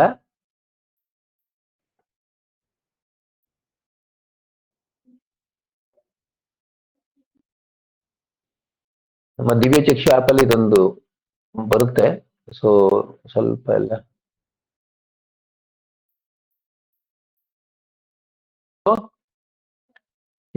ಒಂದು 6 ವರ್ಷ ಅಲ್ವಾ? 76ರಿಂದ 1976ರಲ್ಲಿ ಅವ್ರದ್ದು ಜನನ ಆಗಿರೋದು. ಒಂದು 6 ವರ್ಷ ಡಿಸೆಂಬರ್ 82ರವರೆಗೆ ಮುಗಿದೋಗುತ್ತೆ. ಅದಾದ್ಮೇಲೆ 7 ವರ್ಷ, 7, 6, 13 ವರ್ಷ. 13 ವರ್ಷದವರೆಗೆಲ್ಲ ಮದುವೆ ಆಗೋ ಚಾನ್ಸು ಇಲ್ಲ. ಕರೆಕ್ಟಾ? ಅದಾದ್ಮೇಲೆ 13 + 20, 13 + 20 33 ವಯಸ್ಸು. ಸೊ ಶುಕ್ರ ದಶೆಯಲ್ಲಿ ಖಂಡಿತವಾಗಿ ಮದುವೆ ಆಗಿರ್ತದೆ. ಶುಕ್ರ ದಶೆಯಲ್ಲಿ ಮದುವೆ ಆಗಿರ್ತದೆ. ಅದಕ್ಕೆ ಆಮೇಲೆ ಬರೋಣ. ರವಿ ಮಹಾದಶೆ 2009ರಿಂದ 2015ವರೆಗೆ. ಅಂದ್ರೆ ಶುಕ್ರ ದಶೆಯಲ್ಲಿ ಮ್ಯಾಕ್ಸಿಮಮ್ ಮದುವೆ ಆಗಿರ್ತದೆ. ಅದನ್ನ ಆಗಿದೆಯೋ ಇಲ್ವೋ ಅನ್ನೋದನ್ನ ನಾವು ಏನು ವರಿ ಮಾಡ್ಕೊಳ್ಳೋದು ಅವಶ್ಯಕತೆ ಇಲ್ಲ. ಯಾಕೆ ಅಂದ್ರೆ ಶುಕ್ರ ಕಳತ್ರಕಾರಕ, ನವಾಂಶ ಭಾವಕುಂಡಲಿಯ 2ನೇ ಭಾವದಲ್ಲಿ ಶುಕ್ರ ಸ್ಥಿತರಾಗಿದ್ದಾರೆ. ಹಾಗೆ 2ನೇ ಭಾವದಲ್ಲಿ ಶನಿನೂ ಸ್ಥಿತರಾಗಿದ್ದಾರೆ. ಅದನ್ನ ನಿಮಗೆ ತೋರಿಸ್ತೀನಿ. ನವಾಂಶಕ್ಕೆ ಬರೋಣ.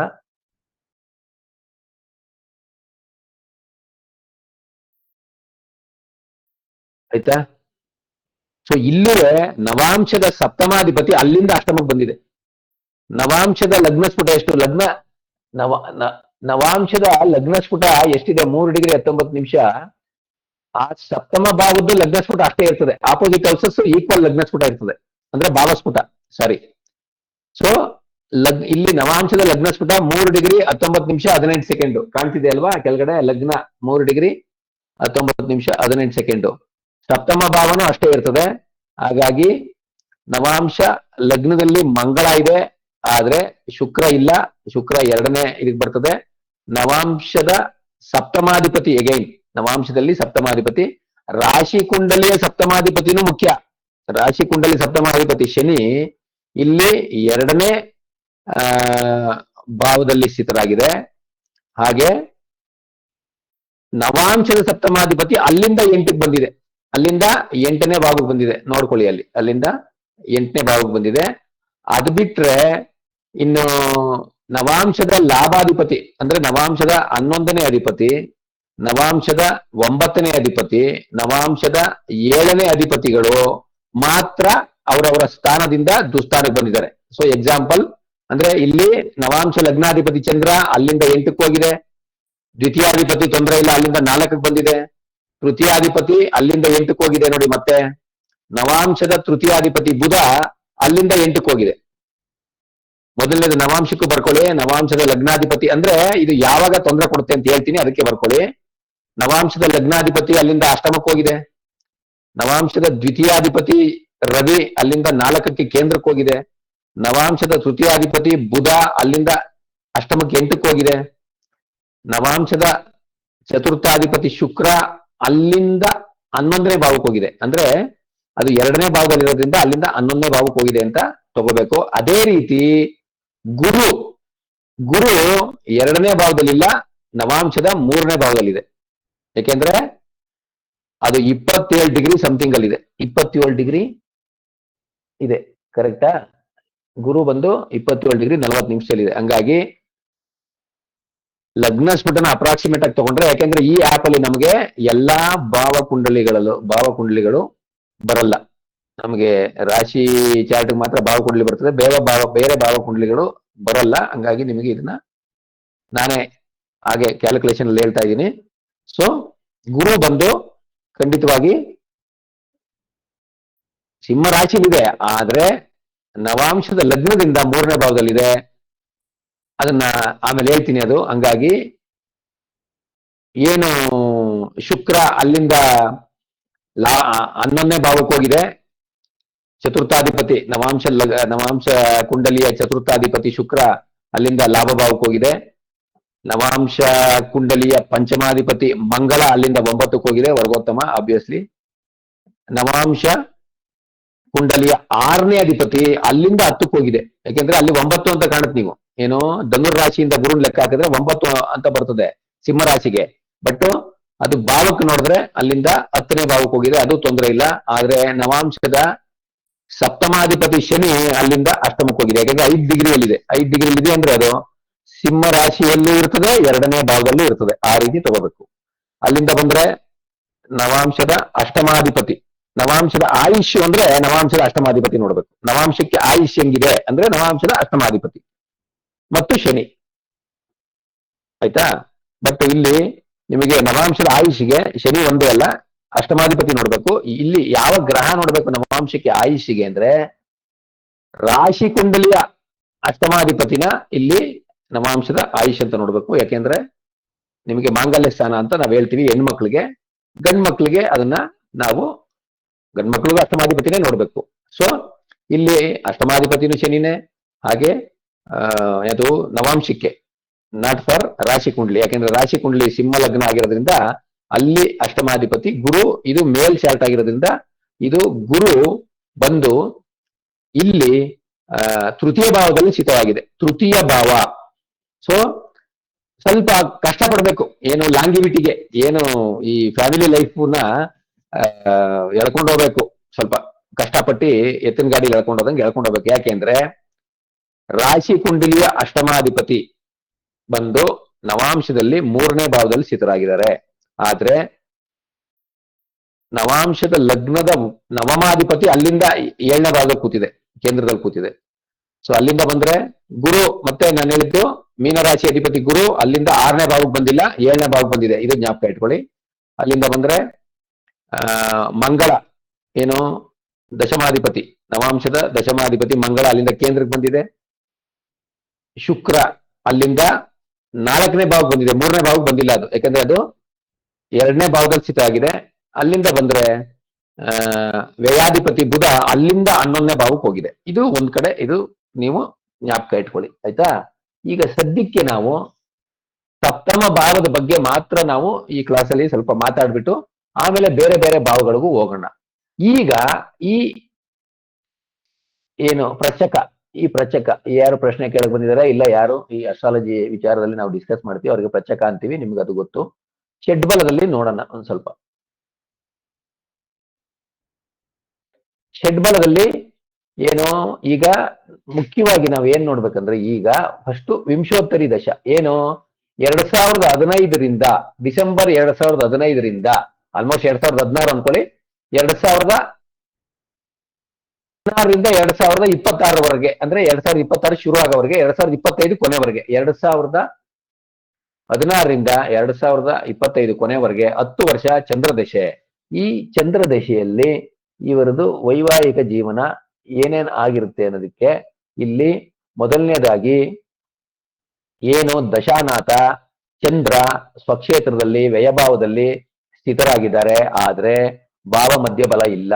ಆದ್ರೆ ಭಾವ ಮಧ್ಯಬಲ 5.44 ಅಂದ್ರೆ ಫುಲ್ ಕಿತ್ತೋಗ್ಬಿಡ್ತದೆ ಅಂತಲ್ಲ, ದಶಾನಾಥ ಆ ರೀತಿ ಬಲ ಇದ್ದಾಗ ಆ ವ್ಯಕ್ತಿ ಏನು ಒಂದು ಎಫೆಕ್ಟಿವ್ ಆಗಿ ಎಕ್ಸಿಕ್ಯೂಟ್ ಮಾಡಕ್ ಆಗಲ್ಲ. ನಾವು ಅನ್ಕೊಂಡಿದ್ ವಿಚಾರಗಳನ್ನ ಎಕ್ಸಿಕ್ಯೂಟ್ ಮಾಡಕ್ ಆಗಲ್ಲ. ಯಾವ್ಯಾವ ಏರಿಯಾದಲ್ಲಿ ಎಕ್ಸಿಕ್ಯೂಟ್ ಮಾಡಕ್ ಆಗಲ್ಲ? ನವಾಂಶ ಅಂದ್ರೆ ಮೆರೈಟಲ್ ಅಫೇರ್ಸ್ ಅಲ್ಲಿ, ಮದುವೆ ವಿಚಾರಗಳಲ್ಲಿ, ಅಂದ್ರೆ ಮದುವೆ ಆಗಿ ಸಂಸಾರ ಮಾಡ್ತಿರ್ತಾರಲ್ಲ ಅದರಲ್ಲಿ ಅವರು ಅಸಹಾಯಕರಾಗಿರ್ತಾರೆ. ಯಾಕೆ ಅಂದ್ರೆ ನವಾಂಶದ ಲಗ್ನಾಧಿಪತಿ ಅಲ್ಲಿಂದ ಅಷ್ಟಮಕ್ಕೆ ಹೋಗಿದೆ. ಮತ್ತೆ ನಿಮಗೆ ಆಲ್ರೆಡಿ ನವಾಂಶದಲ್ಲಿ ನಾ ಎಕ್ಸ್ಪ್ಲೈನ್ ಮಾಡ್ದಂಗೆ ಅದೆಲ್ಲ ಪ್ರಾಬ್ಲಮ್ಸ್ಗಳು ಇದಾವೆ. ಅಲ್ಲಿಂದ ಡೈರೆಕ್ಟ್ ಆಗಿ ನೀವು ತ್ರಿಂಶಾಂಶನು ಸ್ವಲ್ಪ ನೋಡ್ಬೇಕು.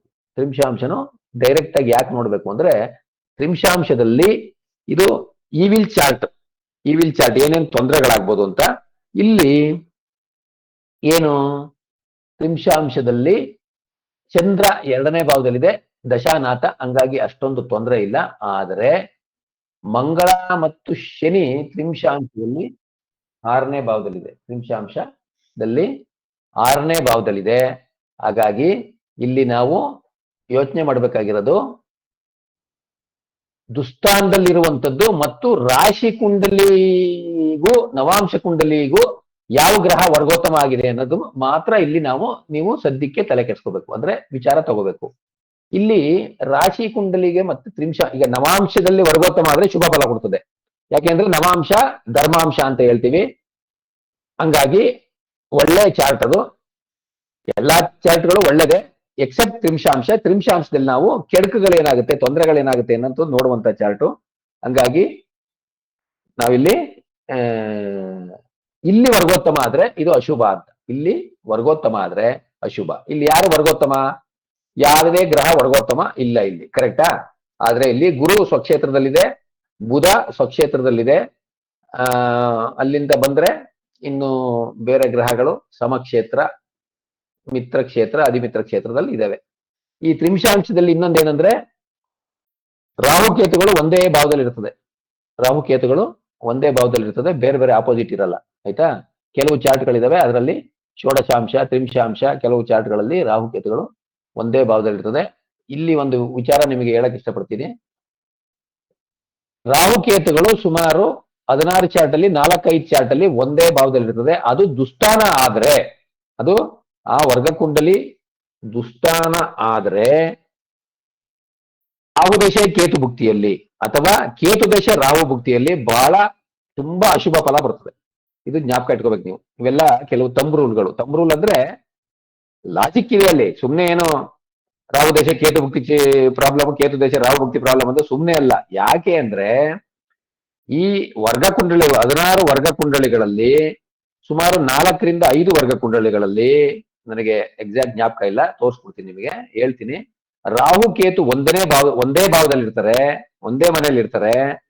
ಅದೇನಾದ್ರೂ ದುಸ್ಥಾನ ಆದ್ರೆ ಆ ವರ್ಗ ಕುಂಡಲಿಯ ಲಗ್ನದಿಂದ 3, 6, 8, 12ನೇ ಭಾವ ಆದಾಗ ರಾಹು ದೇಶ ಕೇತು ಭುಕ್ತಿಯಲ್ಲಿ ಅಥವಾ ಕೇತು ದೇಶ ರಾಹು ಭುಕ್ತಿಯಲ್ಲಿ ಬಹಳ ಟ್ರಬಲ್ ಆಗುತ್ತೆ. ಇದು ಅನದರ್ ಪಾಯಿಂಟ್. ಓಕೆ, ಸೊ ಈಗ ನಿಮಗೆ ಏನ್ ಹೇಳ್ತಾ ಇದ್ದೀನಿ ಅಂದ್ರೆ, ಈ ಒಂದು ಚಂದ್ರ ದೇಶೆಯಲ್ಲಿ ಈ ಪ್ರಚಕರ ಈ ಏನು ವ್ಯಕ್ತಿ ಇದಾರೆ ಇವ್ರದ್ದು ವೈವಾಹಿಕ ಜೀವನ ಬಹಳ ಕಷ್ಟಪಟ್ಟು ಸಾಗಿಸ್ತಾ ಇದ್ದಾರೆ, ಹೆಂಗೋ ಮ್ಯಾನೇಜ್ ಮಾಡ್ಕೊಂಡು ಹೋಗ್ತಾ ಇದಾರೆ.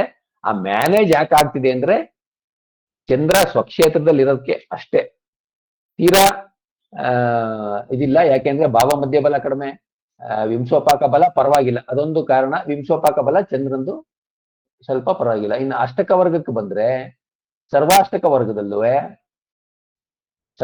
ವರ್ಗದಲ್ಲಿವೆ ಏನು ಸಪ್ತಮ ಭಾವಕ್ಕೆ ಸ್ವಲ್ಪ ಬಲ ಇದೆ.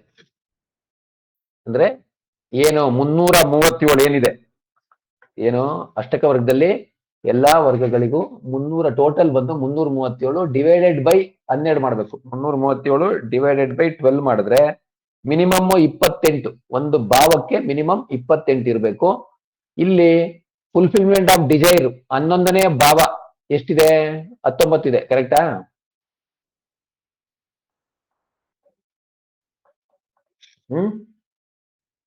ಡಿಸ್ಕಷನ್ಗೆ ಸ್ವಲ್ಪ ಅನ್ಮ್ಯೂಟ್ ಮಾಡ್ಕೊಳ್ಳಿ ಎಲ್ಲ, ಹಂಗೆ ಪ್ರಶ್ನೆಗಳು ಕೇಳಿ ಆಯ್ತಾ. ಇಲ್ಲಿ ಸಪ್ತಮ ಭಾವ 36 ಇದೆ, ಗುಡ್ ಆಯ್ತಾ.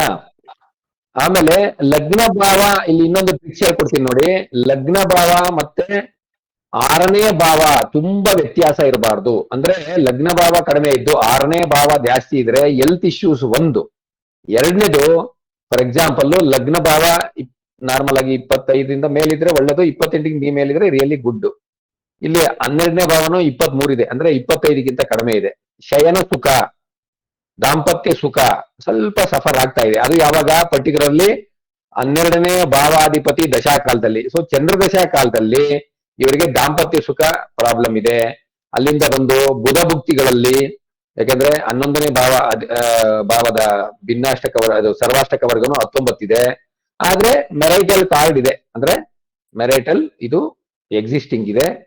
ಹಾಗೆ ಈ ವ್ಯಕ್ತಿನೂ ಸ್ವಲ್ಪ ಈಗೋಯಿಸ್ಟಿಕ್ ಆಗಿ ಹೋಗ್ತಾ ಇದ್ದಾರೆ. ಯಾಕೆ ಅಂದ್ರೆ ಲಗ್ನ ಭಾವ 26 ಇದೆ, ಮತ್ತೆ 6ನೇ ಭಾವ 32 ಇದೆ. ಪರಾಕ್ ಅಂದ್ರೆ ಕಾಂಪಿಟೆನ್ಸ್, ಹೌಸ್ ಆಫ್ ಕಾಂಪಿಟೆನ್ಸ್ 6ನೇ ಭಾವನ ನೆಗೆಟಿವ್ ಆಗಿ ತಗೋಬಾರ್ದು ಯಾವಾಗಲೂ.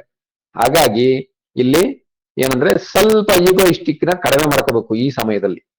ಈಗ 6ನೇ ಭಾವ ಏನಾದ್ರೂ 40 ಮೇಲಿದ್ರಂತೂ ಸಿಕ್ಕಾಪಟ್ಟೆ ಈಗೋಯಿಸ್ಟಿಕ್, ಅವ್ರು ಯಾರ ಮಾತು ಕೇಳಲ್ಲ, ಅವರು ಬಹಳ ಆರೋಗ್ಯಂಟ್ ಇರ್ತಾರೆ ಅನ್ನೋದನ್ನ ನೀವು ಇಲ್ಲಿ ತಿಳ್ಕೋಬೇಕು. ಹಾಗೆ ಇಲ್ಲಿ ಭಿನ್ನಾಷ್ಟಕ ವರ್ಗಗಳಲ್ಲಿ ಅವರು ಯಾವ್ಯಾವ ಮನೇಲಿ ಕೂತಿದ್ದಾರೆ ಆ ಮನೆಯಲ್ಲಿ ಅವ್ರಿಗೆ ಪಾಯಿಂಟ್ಸ್ಗಳಿದೆ. ಸಪ್ತಮಾಧಿಪತಿ ಶನಿ ಜನನ ಸಮಯದಲ್ಲಿ ಒಂದೇ ಪಾಯಿಂಟ್ ಇದೆ. ಅಂದ್ರೆ ಈ ಭಿನ್ನಾಷ್ಟಕ ವರ್ಗದಲ್ಲೂ ನಾವು ಸ್ಟ್ರೆಂತ್ ನೋಡ್ಬೇಕು.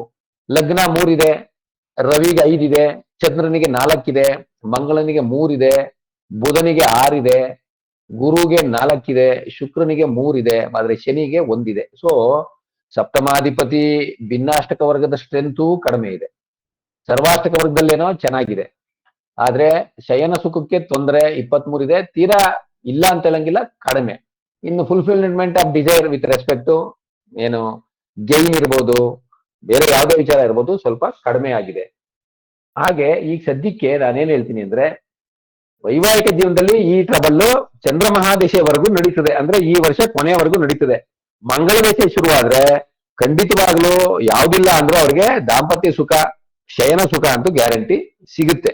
ಇದು ಬೇಕಾದ್ರೆ ಅವರು ಆಲ್ರೆಡಿ ಎಕ್ಸ್ಪ್ರೆಸ್ ಮಾಡಿದ್ರು, ಏನು ಅವರು ನನಗೆ ನೋಟ್ ಕಳ್ಸಿದ್ರು, ಏನಂತ ಇದು ಏನ್ ಪ್ರಿಡಿಕ್ಷನ್ ಅವರು ಹುಟ್ಟಿದಾಗ, ಅವರು at the time of birth time ಅಲ್ಲಿ ಅವ್ರಿಗೆ ಲಂಗ್ ಇನ್ಫೆಕ್ಷನ್ ಆಗಿದ್ದದ್ದು. ಅದು ನಿಮ್ಗೆ ಹೇಳ್ದು ಲಂಗ್ ಇನ್ಫೆಕ್ಷನ್ ಯಾಕೆ ಅಂದ್ರೆ 4ನೇ ಭಾವ ರೆಪ್ರೆಸೆಂಟ್ಸ್ ಎದೆ, ಚೆಸ್ಟ್, ಲಂಗ್ಸ್ ಅದನ್ನ ರೆಪ್ರೆಸೆಂಟ್ ಮಾಡುತ್ತೆ. ಸೊ ಅಲ್ಲಿ ಶನಿ ಸಂಚಾರ ಮಾಡ್ತಿದ್ದು ಕರದ್ರೇಕಣಾಧಿಪತಿ 64th ನವಾಂಶ ಲಾರ್ಡು ಎಲ್ಲ ಕನೆಕ್ಟೆಡ್ ಆಗಿರೋದ್ರಿಂದ ಕಟಕ ರಾಶಿಗೆ. ಸೊ ಹಾಗಾಗಿ ಆಮೇಲೆ 64th ನವಾಂಶ ಲಾರ್ಡೆ ಶನಿ ಅಲ್ಲ ಸಾರಿ ಚಂದ್ರ ಇದ್ದಾಗ ಅದೆಲ್ಲ ಟ್ರಬಲ್ಗಳು ಉಂಟಾಗಿದೆ. ಅದು ನಿಮಗೆ ಆಲ್ರೆಡಿ ನಾನು ತೋರಿಸಿದ್ದೀನಿ, ಹೇಳಿದ್ದೀನಿ. ಬರ್ಕೋಬೇಕು, ನೀವು ಪ್ರತಿಯೊಂದು ಬರ್ಕೋಬೇಕು. ನೋಡಿ ಇಲ್ಲಿ ಕರದ್ರೇಕಣಾಧಿಪತಿ ಚಂದ್ರ, ಮತ್ತೆ 64th ನವಾಂಶ ಲಾರ್ಡು ಶುಕ್ರ. ಸೊ ಹಾಗಾಗಿ ಆ ಸಮಯದಲ್ಲಿ ತೊಂದರೆಗಳು ಆಗಿದ್ದಾವೆ. ಬಾಧಕಾಧಿಪತಿ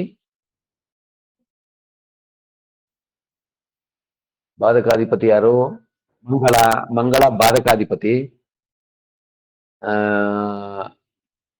ಚಂದ್ರ ಕರದ್ರೇಕಣಾಧಿಪತಿ, ಬಾಧಕಾಧಿಪತಿ ಕರದ್ರೇಕಣಾಧಿಪತಿ ಒಟ್ಟಿಗೆ ಸೇರಿದ್ರೆ ಬಟ್ ಒಂದೇನ್ ಹೇಳ್ಬೋದು ಅಂದ್ರೆ ಭಾವಕುಂಡ್ಲಿಲಿ ಅಲ್ಲೇ ಇದಾರೆ, ಹಂಗಾಗಿ ನಾವು ಏನು ಮಾಡಕ್ಕಾಗಲ್ಲ.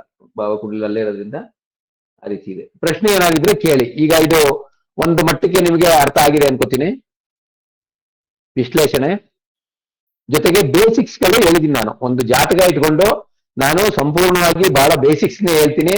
ಇಲ್ಲಿ ಸ್ವಲ್ಪ ನಾಲೆಡ್ಜ್ ಇರೋರು ದಯಮಾಡಿ ಸಹಿಸ್ಕೋಬೇಕು ನನ್ನ, ಯಾಕೆಂದ್ರೆ ನಾನು ಬಹಳ ಬೇಸಿಕ್ಸ್ ನ ಪ್ರತಿಯೊಬ್ಬರಿಗೂ ಹೇಳಿ ಹೇಳಿ ಹೇಳಿ ಆಮೇಲೆ ನಾನು ನಿಮಗೆ ತರವಾಗಿ ವಿತೌಟ್ ಬೇಸಿಕ್ಸ್ ಪ್ರಿಡಿಕ್ಷನ್ ಮಾಡೋದು, ಏನೋ ಒಂದು ರಾಶಿ ಕುಂಡ್ಲಿ ನೋಡ್ ಮಾಡೋದು ಅಲ್ಲ.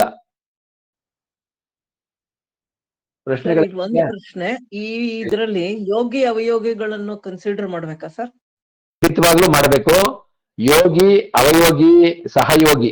ಯೋಗಿ ಈ ಈ ಇಲ್ಲಿ ನೋಡಿ, ಯೋಗಿ ಯಾರು? ಇಲ್ಲಿ ಬುಧ ಯೋಗಿ. ಓಕೆ, ಬುಧ ಯೋಗಿ, ಮತ್ತೆ ನಿಮಗೆ ಅವಯೋಗಿ ಮಂಗಳ, ಹಾಗೆ ಸಹಯೋಗಿ ಕೊಟ್ಟಿದ್ದಾರೆ. ಸಹಯೋಗಿ ಕೊಟ್ಟಿಲ್ಲ ಅಂದ್ರೆ ಏನರ್ಥ?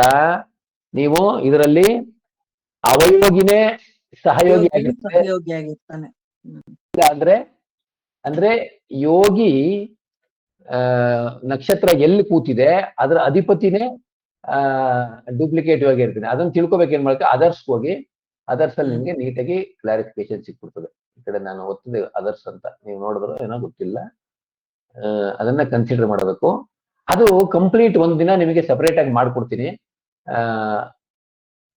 ಈಗ ಯಾಕೆ ಅದನ್ನ ನಾನು ತಗೊಳ್ಳಿಲ್ಲ ಅಂದ್ರೆ ನೋಡಿ, ಇಲ್ಲಿ ಯೋಗಿ ಅವಯೋಗಿ, ಮಂಗಳನೇ ಸಹಯೋಗಿ, ಮಂಗಳನೇ ಅವಯೋಗಿ. ಅಂದ್ರೆ ಡೂಪ್ಲಿಕೇಟ್ ಯೋಗಿ ಮತ್ತೆ ಅವಯೋಗಿ ಎರಡು ಒಂದೇ ಆಗಿದ್ದಾಗ ಸ್ವಲ್ಪ ಬೆಟರ್ ಅಂದ್ರೆ ಮಂಗಳನ ದಶಾಭುಕ್ತಿ ಕಾಲಗಳಲ್ಲಿ ಸಂಪೂರ್ಣವಾಗಿ ಅವಯೋಗಿ ಎಫೆಕ್ಟ್ ಬರಲ್ಲ, ಸಹಯೋಗಿ ಇದೆ.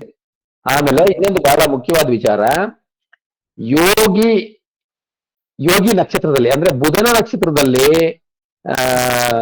ಅವಯೋಗಿ ಅಥವಾ ಪರ್ಟಿಕ್ಯುಲರ್ಲಿ ಸಹಯೋಗಿ, ಬುಧನ ನಕ್ಷತ್ರದಲ್ಲಿ ಸಹಯೋಗಿ ಕೂತ್ಕೊಂಡ್ರೆ ಬಹಳ ಒಳ್ಳೇದು. ಒಂದು. ಎರಡನೇದು, ಇಲ್ಲಿ ಬರೀ ಯೋಗಿ ಅವಯೋಗಿ ಸಹಯೋಗಿ ಸೆಪರೇಟ್ ಆಗಿ ತಗೋಬಾರ್ದು. ಯೋಗಿ ಅವಯೋಗಿ ಸಹಯೋಗಿ ಜೊತೆಗೆ ದಗ್ಧ ರಾಶಿನೂ ತಗೋಬೇಕು. ದಗ್ಧ ರಾಶಿ ಇಲ್ಲಿ ನೋಡಿ, 2ನೇ ಭಾವ ದಗ್ಧ ರಾಶಿ. ಸೊ ಇಲ್ಲಿ ಕುಟುಂಬ ಸ್ಥಾನನು ಬರ್ಂಟ್ ರಾಶಿ ಅಂತ ಹೇಳ್ತೀವಿ. ಇಲ್ಲಿ ಏನು ಒಂದು ಎಕ್ಸೆಪ್ಷನ್ ರೂಲ್ ಬರ್ತದೆ ಅಂದ್ರೆ 6, 8, 12 ಏನಾದ್ರೂ ದಗ್ಧ ರಾಶಿ ಆದ್ರೆ -(-) ಅದೇ ಅಲ್ಲಿ ಪಾಪಗ್ರಹಗಳು ಕೂತಿದ್ರು ಅದು ಪ್ಲಸ್ ಆಗ್ಬಿಡುತ್ತೆ. ನಾನು ನಿಮ್ಗೆ ಡೀಟೇಲ್ ಆಗಿ ಹೇಳ್ತೀನಿ. ಅದಕ್ಕೆ ಸೆಟ್ ಆಫ್ ರೂಲ್ಸ್ ಇದೆ, ಆಲ್ರೆಡಿ ರೆಡಿ ಮಾಡಿದ್ದೀನಿ. ಅದನ್ನ ಕಂಪ್ಲೀಟ್ ಆಗಿ ನಾನು ಡಿಸ್ಕಸ್ ಮಾಡ್ಕೊಡ್ತೀನಿ. ಈಗ ಯೋಗಿ ಆಗಿರ್ಬೋದು ಅಥವಾ ಸಹಯೋಗಿ ಅವಯೋಗಿ ಆಗಿರ್ಬೋದು, ಅವ್ರು ಯಾರ್ದು ದಶಾಭುಕ್ತಿ ನಡೀತಾ ಇಲ್ಲ. ಹಾಗಾಗಿ ಈಗ ಕನೆಕ್ಷನ್ ಅವಶ್ಯಕತೆ ಇಲ್ಲ. ಹೆಂಗಿದ್ರು ಇನ್ನು ಶಾರ್ಟ್ಲಿ ಮಂಗಳ ದಶೆ ಸ್ಟಾರ್ಟ್ ಆಗುತ್ತೆ, ಅಂದ್ರೆ ಇನ್ನೊಂದು ವರ್ಷ. ನಾವು ಅದನ್ನ ಕನೆಕ್ಟ್ ಮಾಡೋಣ ಖಂಡಿತವಾಗ್ಲೂ. ಯೋಗಿ ಅವಯೋಗಿ ಸಹಯೋಗಿ ಜೊತೆಗೆ ದಗ್ಧ ರಾಶಿ, ಇದಿಷ್ಟನ್ನು ಕನೆಕ್ಟ್ ಮಾಡ್ಬೇಕು. ಇಲ್ಲಿ ಯೋಗಿಯ ಮನೆನೇ, ಯೋಗಿ ಏನಿದೆ ಅವ್ರ ಮನೆನೇ 2 ದಗ್ಧ ರಾಶಿ ಆಗ್ಬಿಟ್ಟಿದೆ. ಅಂದ್ರೆ ಕನ್ಯಾ ಮಿಥುನ. ಕೇಳಿದ್ ನಾನು ಹೇಗೆ ಇದು ಮಾಡೋದು ಅಂತ, ಅದಕ್ಕೆ ಸರ್ ಕೇಳಿದ್ದು, ಡೌಟ್ ಬಂತು. ಈಗ ಕುಟುಂಬಾಧಿಪತಿ ಮತ್ತೆ ಫುಲ್ಫಿಲ್ಮೆಂಟ್ ಆಫ್ ಡಿಸೈರು ಈ ಎರಡು ಒಂದು. ಆಮೇಲೆ ಹುಟ್ಟದಾಗಲೇ ಬುಧ ದಶೆ ಮುಗಿದೋಗಿದೆ. ಹೌದು, ಚಿಕ್ಕ ವಯಸ್ಸಲ್ಲೇ ಆಗೋಗಿದೆ. ಚಿಕ್ಕ ವಯಸ್ಸಲ್ಲಿ ಆಗಿದೆ. ಸೊ ಇದೆರಡು ದಗ್ಧ ರಾಶಿ ಆಗಿರೋದ್ರಿಂದ ಸ್ವಲ್ಪ ಟ್ರಬಲ್ ಇರ್ತದೆ. ಹೋಗ್ತಾ ಹೋಗ್ತಾ ಹೋಗ್ತಾ ಏನ್ ಮಾಡ್ಬೇಕು, ಅದಕ್ಕೆ ಪರಿಹಾರಗಳಿದಾವೆ. ಏನಿದೆ ಆ ಪರಿಹಾರನು ಹೇಳ್ತೀನಿ. ಯಾಕೆಂದ್ರೆ ಅಸ್ಟ್ರಾಲಜಿ ಅಂದ್ರೆ ಬರೀ ತೊಂದರೆಗಳನ್ನ ಕಂಡಿಡಿಯೋದಷ್ಟೇ ಎಲ್ಲ, ಪರಿಹಾರಗಳನ್ನು ನಾವು ಹೇಳ್ಬೇಕು, ಮಾಡ್ಬೇಕು. ಹೌದು. ವೈವಾಹಿಕ ಜೀವನ ವಿಚಾರಕ್ಕೆ ಎಲ್ಲೆಲ್ಲಿ ಹೋಗ್ಬೇಕು ಅಂದ್ರೆ ರಾಮೇಶ್ವರಂ ಬಹಳ ಮುಖ್ಯವಾಗಿ ಹೋಗ್ಬೇಕು. ಎಲ್ಲರಿಗೂ ನಿಮಗೆಲ್ಲ ಗೊತ್ತಿದೆ, ಶ್ರೀಮನ್ ನಾರಾಯಣ ಶ್ರೀರಾಮ ಅವತಾರದಲ್ಲಿ ಜನಿಸಿದಾಗ ಭಗವಂತಂದು ಏನು ಇವೆಲ್ಲ ಬರಲ್ಲ, ಬಟ್ ನಮಗೆ ಏನು ವಿಚಾರಗಳನ್ನ ತಿಳಿಸಕ್ಕೆ ಆ ದೈವ ಲೀಲೆಗಳಂತೀವಲ್ಲ ಆ ಲೆಕ್ಕದಲ್ಲಿ. ಸೊ ಸೆಪರೇಟ್ ಆಗ್ತಾರೆ, ಡೈವರ್ಸ್ ಆಗುತ್ತೆ. ಅಂದ್ರೆ ಮೆಂಟಲಿ ಡೈವರ್ಸ್ ಆಗಿರಲ್ಲ ಅವರು, ಫಿಸಿಕಲಿ ಡೈವರ್ಸ್ ಆಗಿರ್ತದೆ, ಸೆಪರೇಟ್ ಇರ್ತಾರೆ ಫಾರ್ ವೇರಿಯಸ್ ರೀಸನ್. ಆಯ್ತಾ, ಲೋಕ ಕಲ್ಯಾಣಕ್ಕೆ ಒಂದೇನೋ ಆಗಿರ್ತದೆ. ಅವಾಗ ರಾಮನಾಥ ಸ್ವಾಮಿನ ಅಲ್ಲಿ ಪ್ರತಿಷ್ಠಾಪನೆ ಮಾಡಿ ಅಲ್ಲಿ ಪೂಜೆ ಮಾಡಿದಾಗ ಅವರು ಒಟ್ಟಿಗೆ ಸೇರ್ತಾರೆ. ಹಂಗಾಗಿ ರಾಮೇಶ್ವರಂಗೆ ಏನು ಪರಿಹಾರ ಅಂದ್ರೆ ಈ ಮೆರೈಟಲ್ ಪ್ರಾಬ್ಲಮ್ಗೆ ರಾಮೇಶ್ವರಂಗೆ ದರ್ಶನ ಮಾಡಬೇಕು. ಹಾಗೆ ಅದೇ ರಾಮನಾಥ ಸ್ವಾಮಿ ಈ ಕುಂಭಕೋಣಂ ಹತ್ರ ಪಾಪನಾಶಂ ಅಂತಿದೆ, ಅಲ್ಲಿ 108 ಲಿಂಗಗಳಿದ್ದಾವೆ. 106 ಲಿಂಗಗಳನ್ನ ಪ್ರತಿಷ್ಠಾಪನೆ ಮಾಡಿ 107ನೇ ಲಿಂಗನ ರಾಮರ ಹೆಸರಲ್ಲೇ ಮಾಡಿ ರಾಮನಾಥೇಶ್ವರ ಅಂತ ಮಾಡಿ, ಮತ್ತೆ ಇನ್ನೊಂದು ಲಿಂಗನ ಕಾಶಿಯಿಂದ ತಂದಿದ್ದ ಲಿಂಗು ಹನುಮಂತ ತಂದಿದ್ದಾಗೆ ಅದು ಹನುಮಲಿಂಗ ಅಂತ ಮಾಡ್ತಾರೆ. ಈ 108 ಲಿಂಗನ ದರ್ಶನ ಮಾಡಿದ್ರೆ ಪೂರ್ವಜನ್ಮ ಪಾಪ ನಾಶ ಆಗಿ, ಅಂದ್ರೆ ದೋಷಗಳು ನಾಶ ಆಗಿ, ಮತ್ತೆ ಅದು ರಾಮನಾಥ ಲಿಂಗೇಶ್ವರ ಆಗಿರೋದ್ರಿಂದ ಸೊ ವೈವಾಹಿಕ ಜೀವನಕ್ಕೆ ಅನುಕೂಲ ಮಾಡಿಕೊಳ್ತದೆ. ಜೊತೆಗೆ ಇವರು ಸಪ್ತಮಾಧಿಪತಿ ಶನಿ ಇದು ದೋಷ ಇರೋದ್ರಿಂದ ಶನಿಗೂ ಇವರು ಪರಿಹಾರ ಮಾಡಬೇಕು. ಬುಧ ಈ ರೀತಿ ಮಹಾವಿಷ್ಣುದು ಸಹಸ್ರನಾಮ ರೆಗ್ಯುಲರ್ ಆಗಿ ಕೇಳೋದು ಉತ್ತಮ. ಆ ಗ್ರಹಗಳಿಗೆ ಏನೇನು ಅಧಿದೇವತೆ, ಪ್ರತ್ಯಧಿದೇವತೆ, ಅಭಿಮಾನ ದೇವತೆಗಳಿದಾವೆ ಅದನ್ನ ಮಾಡಬೇಕು. ಈಗ ಸದ್ಯಕ್ಕೆ ಚಂದ್ರದಶೆ ನಡೀತಿರೋದ್ರಿಂದ ಗೌರಿ ಪಾರ್ವತಿ ಅವರದು ಲಲಿತ ಸಹಸ್ರನಾಮ ಪಾರಾಯಣ ಇದೆಲ್ಲ ಮಾಡಬೇಕು. ಸೊ ಇದು ಇವತ್ತಿಗೆ ಸದ್ಯಕ್ಕೆ ಏನು ನಿಮಗೆ ಒಂದು ಕಾಲ್ ಈ ಜಾತಕದಿಂದ ನಿಮಗೆ ವಿಚಾರ. ಏನಾದ್ರು ಡೌಟ್ಸ್ ಇದೆಯಾ? ದಯವಿಟ್ಟು ಯಾರಿದ್ರು ಕೇಳ್ಬೋದು. ಪ್ರದೀಪ್, ವಿಜಯ್, ಯಾರು ನಮ್ಮ ಆದಿನಾರಾಯಣ್, ಸುಮಾ ಅವರು, ಅರವಿಂದ್ ಶಂಕರಪ್ಪ ಅವರು, ರತ್ನ ಉದಯ್ ಯಾರು ನಂಗೆ ಗೊತ್ತಿಲ್ಲ, ಕೆಲವರು ನನಗೆ ಕಳ್ಸಿದ್ರೆ ಎಸ್ ನಾಗ್ಸ್, ಆಮೇಲೆ ಹೇಮಾ ಮೇಡಮ್,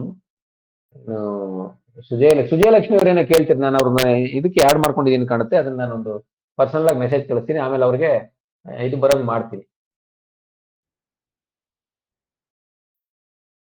ಡೌಟ್ಸ್ ಇದೆಯಾ?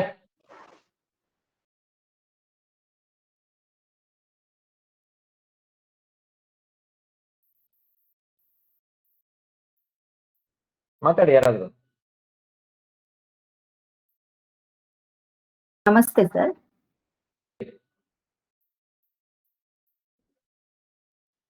ಅನ್ಮ್ಯೂಟ್ ಮಾಡ್ಕೊಳ್ಳಿ, ಕೇಳಿಸ್ತಾ ಇಲ್ಲ, ಅನ್ಮ್ಯೂಟ್ ಮಾಡ್ಕೊಂಡು ಮಾತಾಡಿ. ಸರ್ ನಮಸ್ತೆ ಸರ್. ನಮಸ್ಕಾರ. ಇದು ಯೋಗಿ ಅವಯೋಗಿ ಹೇಳಿದ್ರಲ್ಲ ಸರ್, ಆ ಯೋಗಿ ಅವಯೋಗಿ ನಕ್ಷತ್ರದಲ್ಲಿ ಕೂತಿರುವಂತ ಗ್ರಹಗಳು ಆ ದಶಾಭುಕ್ತಿಯಲ್ಲಿ ಅಷ್ಟೇ ಫಲ ಕೊಡುತ್ತಾ, ಹೇಗೆ ಸರ್ ಅದು? ಈಗ ಅವಯೋಗಿ ಬಂದು ಅಲ್ಲ, ಸಹಯೋಗಿ, ಸಾರಿ ಇದನ್ನ ಬಹಳ ಕ್ಲಿಯರ್ ಆಗಿ ತಿಳ್ಕೊಳ್ಳಿ. ಸಹಯೋಗಿ ಇದೆಯಲ್ಲ, ಡೂಪ್ಲಿಕೇಟ್ ಯೋಗಿ. ಡೂಪ್ಲಿಕೇಟ್ ಯೋಗಿ ನಕ್ಷತ್ರದಲ್ಲಿ ಕೂತಿದ್ರೆ ಬಹಳ ಒಳ್ಳೆ ಯೋಗ, ಅದು ರಾಜಯೋಗ ಲೆಕ್ಕ ನಂಬರ್ 1. ಏನು ಸಹಯೋಗಿ, ಇಲ್ಲಿ ಮಂಗಳನೇ ಅವಯೋಗಿ ಮತ್ತು ಮಂಗಳನೇ ಸಹಯೋಗಿ. ಹಾಗಾಗಿ ಮಂಗಳ ಏನಾದ್ರೂ ಬುಧನ ನಕ್ಷತ್ರದಲ್ಲಿ ಕೂತಿದ್ರೆ ಅಂದ್ರೆ ಯೋಗಿ ನಕ್ಷತ್ರ, ಇಲ್ಲಿ ಯೋಗಿ ಯಾರು? ಬುಧ.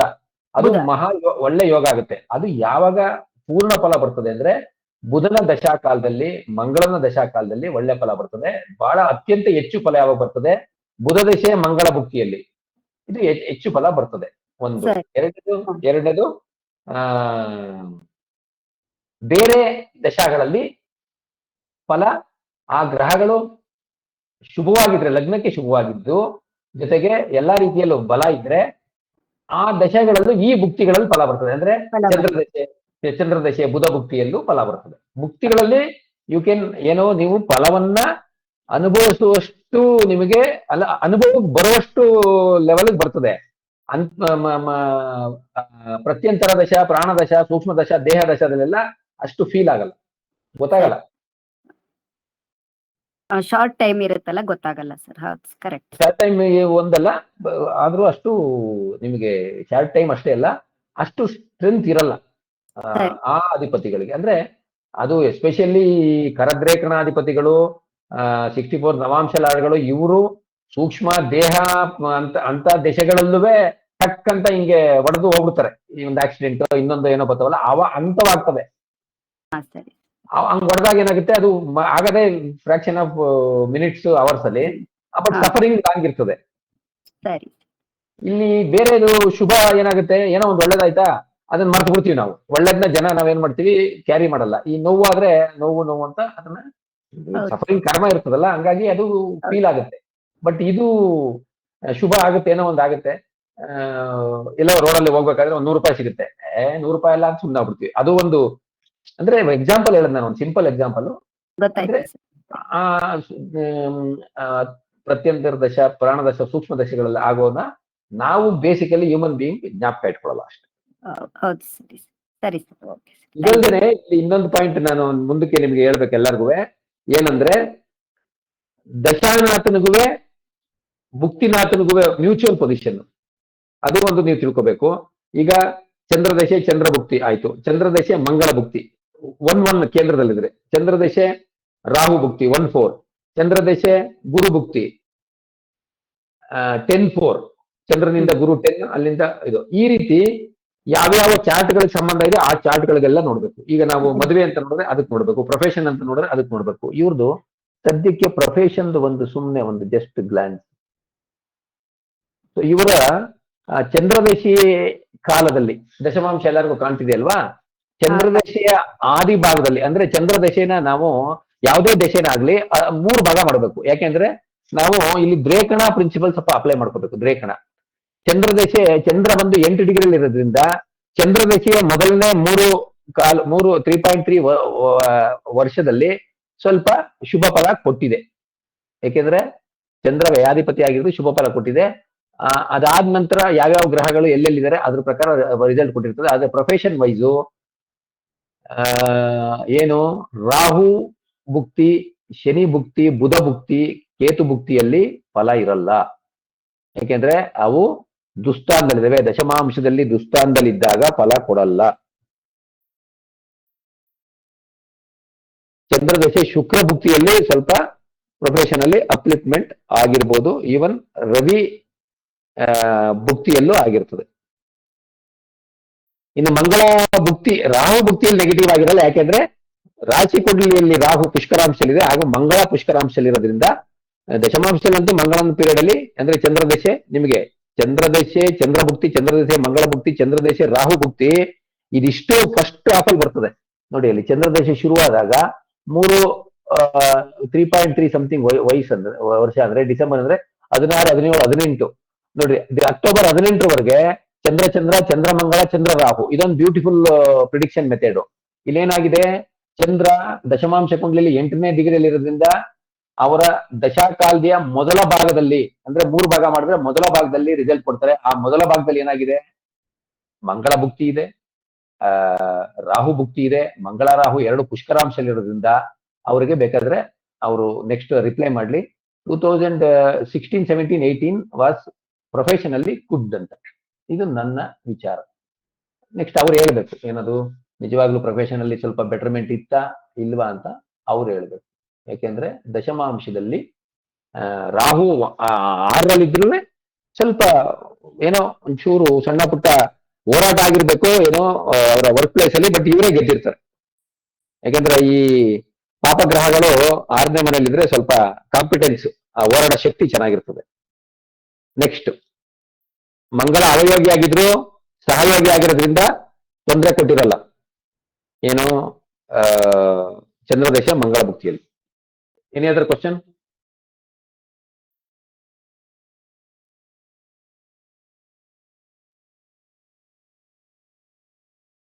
ನಮಸ್ಕಾರ. ನಮಸ್ಕಾರ. ಭಾವಕುಂಡ್ಲಿಗಳಿಗೆ ಅಂಶ ಕುಂಡ್ಲಿಗಳಿಗೆ ಮತ್ತೆ ಭಾವಕುಂಡ್ಲಿ ಹೆಂಗ್ ನೋಡೋದು? ಅದಕ್ಕೆ ನೋಡಿ, ಈಗ ಇಲ್ಲಿ ಇನ್ನೊಂದು ಕೆಲಸ ಮಾಡ್ತೀನಿ. I will try to share screen.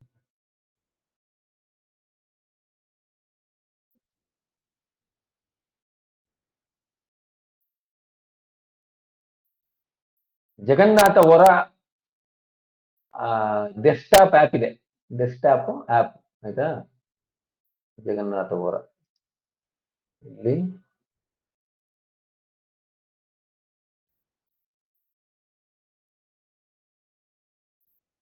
ಇದು ಒಳ್ಳೆ ಕ್ವಶನ್. ಜಗನ್ನಾಥ ಅವರ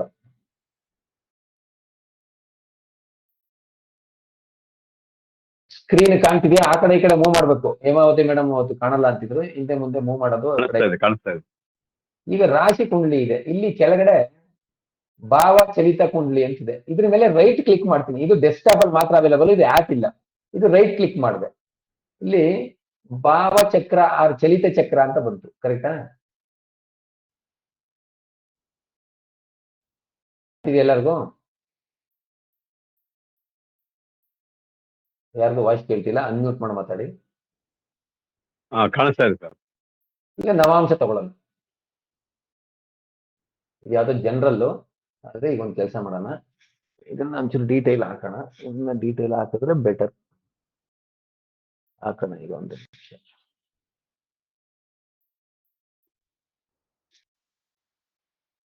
ಸೇವ್ ಮಾಡಿದ್ವ ಎಲ್ಲ ಗೊತ್ತಿಲ್ಲ, ತೋರ್ಸ್ಕೊಟ್ಬಿಡ್ತೀನಿ ನಿಮಗೆ.